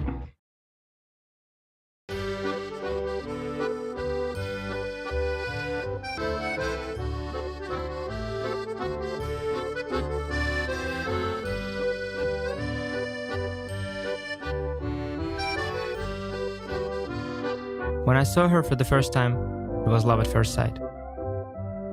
I love how rich and complex she is, how sharp and principled her first steps, how graceful her movement.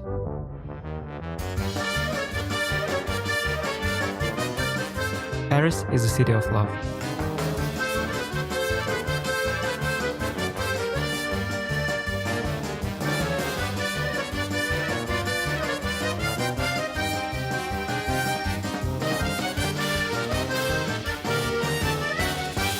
I've come to find my love for the French defense.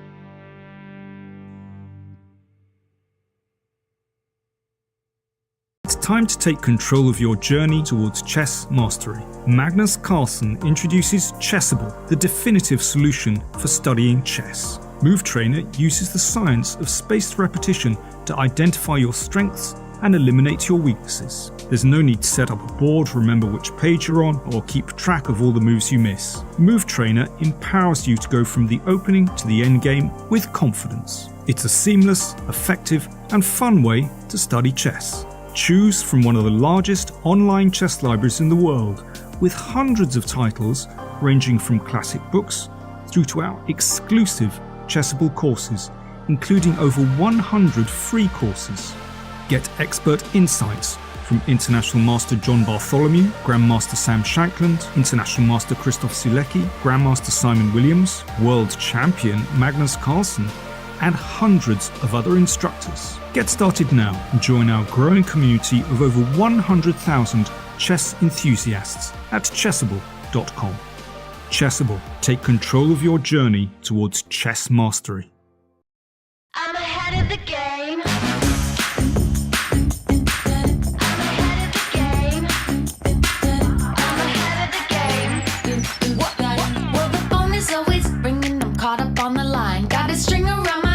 Remember who am I? I'm a boss and I'm honestly off my rocker, but follow me, I'm ahead of the game. I'm ahead of the game. I'm only ever slinging, I'm working overtime. Got the song and I'm the singer, the melody, the vibe. I'm a prodigy, logically I'm impossibly wanted, and they'll remember my name. They'll remember my name. Ooh, well, I'm ahead now. I'm ahead of the game.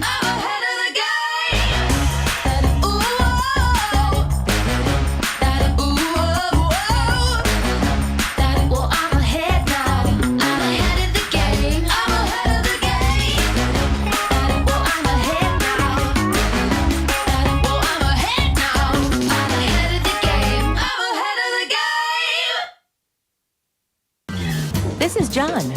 John loves to study chess. This is David. David loves to study chess as well, but efficiently. John spends more time setting up the board and figuring out what's on the page of his book than he gets to study. David likes to take it easy and use his time wisely.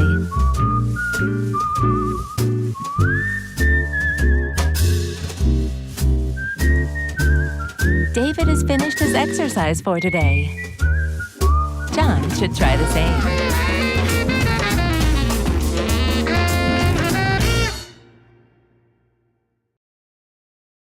Welcome everybody. My name is Jan Nepomniachtchi, former world chess champion. Are starting a new course here for Chessable. A very special Chessable course. Master your chess with Judith Polgar. You know what? I learned a lot.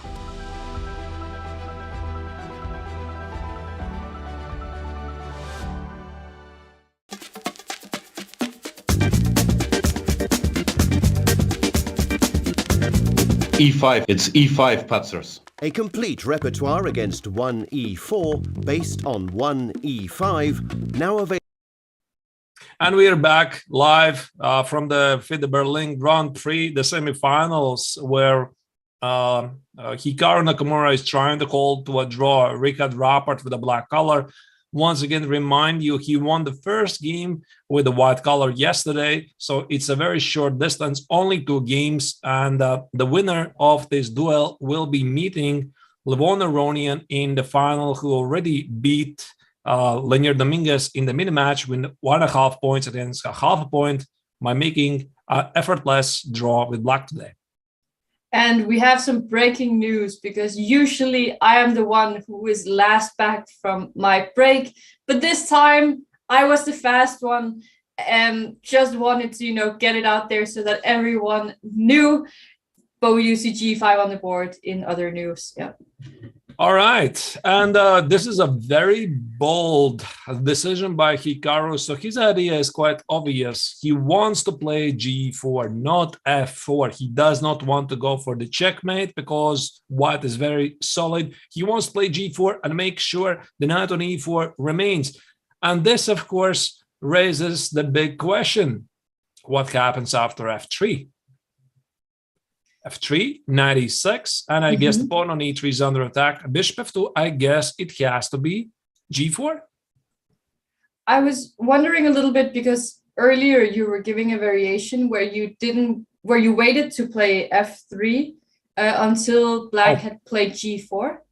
Yeah, I'm not saying that white even has to play f3. It's just an idea that after f3, I guess black once again reclaims the control of the e4 square by playing g4, threatening to take, and white essentially loses the battle for the center. So I think you're right. He's not going to play that. But the question is, where exactly lie Richard's ideas here? Because everything is sort of closed.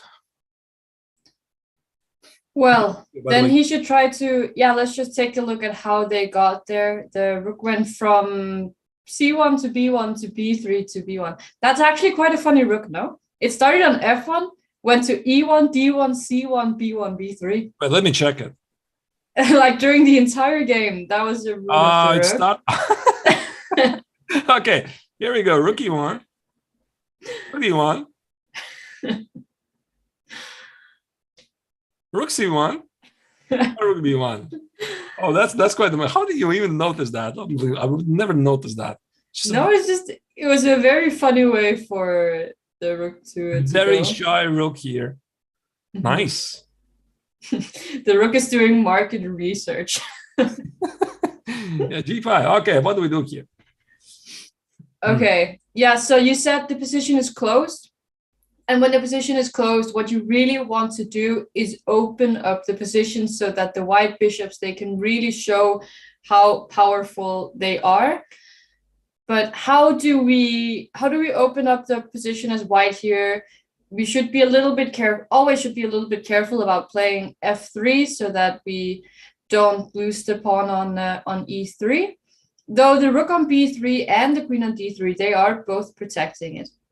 The problem with a5, black is always going to play b5. Yeah. He's never going to care about the pawn on a5. Hikaru, of everybody else, I mean, he's not going to care about the pawn on a5. He's going to push b5. He doesn't want to open the position. No, definitely not. If white is ever going to go a5, it will be in a circumstance where there's no chance for black to go b5, because that just solidifies the knight on c4 even more. Yeah, all Hikaru cares is closing the position. And he's going to do that with g4. So, yeah, let's take a look at f3. Okay, f3, knight e6, and bishop f2. Bishop f2, g4. Yeah. Okay, this at least keeps the position sort of open. How about you're gonna think I'm insane? H3. You're insane. G takes. Bishop takes. And knight e4. I go back. You go back. Okay. It Can looks we ever dangerous. create some counterplay on the f5? Yeah, but I think Okay, there's. You want to prepare this idea. You don't want to rush. Maybe bring some rooks to the king side first, because now your king is like pretty much saying this is Sparta, right? I mean, I'm just gonna do the entire thing alone, and you need some backup here. And your backup is looking at the pawn on b6. Yeah, but I'm just thinking if we do play f3 and knight d6, bishop f2 and g4. Okay, let's go back. Yeah, here. There's no way that we can actually keep the e4 square anyway. No, we cannot. But here's the thing. Maybe we can allow black to play g4 so that we can continue to play f3. But then it's just a transposition after knight d6. You know, I think what Rapport is doing here, he is trying to understand, should I try to complicate the game right away, or should I go for a very long maneuvering game? But in the end, you need to make some breakthroughs. So this idea of g5, g4, I like it. It's a brilliant idea because you have two bishops. You want to open the position. And he might maneuver a million moves, but eventually you're going to have to open the position. So maybe why not do it right now? How do you do it? By the way, I see a comment saying that g5 was staring by Hikaru. Actually, I would say that what in the world? Is this a joke? Is this a draw? Unbelievable. Did they agree to draw? I'm sorry, but also did Naka actually play g5 offering a draw and Richie accepted? I mean, I don't argue that Black's position is looking very, very solid, but draw agreement is losing the match. If this is indeed official, it seems that they have finished. It is official. I'm looking at them. They're talking about the game. So maybe Hikaru was so confident that there's just literally no chances to break through that he played g5, offered the draw, and Rapport was thinking until 6 or 5 minutes. How much time did he have anyway? He decided, okay, there's just no way I can make a progress, because once again, if he just shuffle pieces here and there, there's no progress. And f3, this is risky, but wait a second. I mean, losing is the same as a draw, right? Did he care a lot about his rating points or what? I don't think he really cares about the rating points. Maybe it's just something about the state of the mind. He was simply not happy. Or maybe he's just exhausted from Tata Steel, the Grand Prix. You know, but it's just... I'm generally surprised, really, but I'm not going to argue that Nakamura's position is super solid. He's looking really good here. I like his position. Yeah, of course. But again, I mean... All right. What does it mean? Hikaru Nakamura makes a draw. Yeah. Qualifies for the final. All-American final. Levon, Aronian, Hikaru Nakamura. It starts not tomorrow. I'm so sorry, Ellen. You're not going to have tie breaks tomorrow. No! But then how am I going to wear my red shirt? And the red lipstick. I was even going to wear pink eyeshadow. You can do that. It's just not going to be on coverage. You can still do that. So it's just not going to be a tournament commentary. All right. Well, all right. It is what it is. A draw. You know, this actually reminds me. This one draw from which was it? Riga Grand Prix 2019. When Wesley Topalov made a move, something like 12 moves, and he offered a draw with white against MVL. And it also was quite surprised. I think it had something to do with the state of the mind at the moment that he was simply not feeling confident he can do this. And he said, whatever, let's do this, let's finish this. But that was 12 moves. I mean, that was way too early. Here, at least there was a fight. It looks like it's going to be a fortress, but still a bit too early. Yeah, a bit too early, I think also. And before this happened, I was just going to say, someone mentioned that G5 was a daring move by Hikaru, and I would actually say that it's the complete opposite. G5 is actually very, very positional.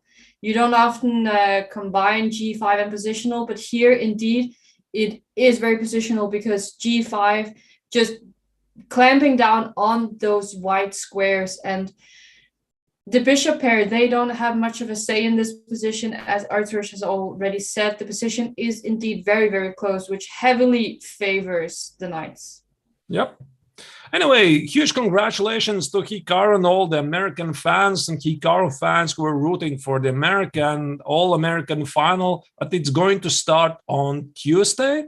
The time, the match format is still going to be the same. 2 classical games. They're going to fight it out to determine the winner of the first Grand Prix. If nothing is going to be decided in the classical games, there's going to be tie breaks. And there you already see the upcoming tournaments, the leg number 2 in Belgrade, which starts in February 28th. And the leg number 3 is going to come back later in March, once again in Berlin. It's going to be a lot of fun. Many FIDE Grand Prix left. Also a lot left here. I feel this is a very deserved final we have between these two players, Aronian and Naka. They have really been playing well during this entire tournament, and I can't wait. Ellen, you look devastated. Well, I'm not gonna say that I'm mad. I'm just a little bit sad and disappointed. Really wanted to have done that Valentine's stream, but maybe I should just do it on my own channel then. I mean, of course, we have to wear red tomorrow, celebrate love, and then we have to wait with chess celebration until Tuesday. Yep, absolutely. And thanks everybody who are watching. We're reading the comments and appreciate all your nice words and suggestions and questions. It was really interesting to read them, but we have to say now goodbye, and we'll be seeing you on Tuesday at the final match to determine the winner of the first Grand Prix, Hikaru Nakamura against Levon Aronian. It's still not over. There's a question in the chat. Has Nakamura qualified for the candidates? No, not yet. Also not Aronian. It's just the first tournament of the first 3 tournaments. There's still a long road ahead. And yeah, that is it for us. You will see us back on Tuesday. Same time, same place, 3 p.m. CET. We are looking very, very much forward, and we hope that each and every single one of you have a pleasant evening and a very nice day tomorrow to celebrate with the ones you love. Thank you, and see you on Tuesday. Bye-bye.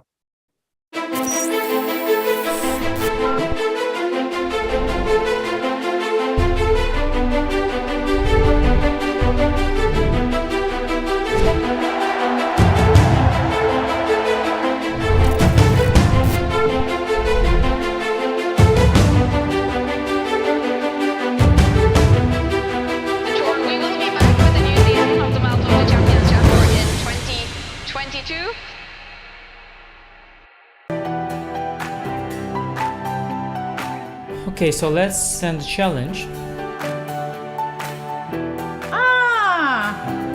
Here is challenging me. Nice graphics, easy to see. Oh, what are you thinking about? You're looking how it can be the most painful? Exactly. Okay, fine. That I give him up a phone. He wants to be even rude. Hi, I'm Grandmaster Judith Polgar, and I'm here to welcome you in the Chessable classroom. It combines a shared chessboard with live video. Teachers get to interact on the chessboard with their students and even run quizzes and tournaments. I really love what Chessable Classroom can offer. I use it myself all the time. Just invite students to your classroom and start teaching right there. No downloads needed, and it's for free.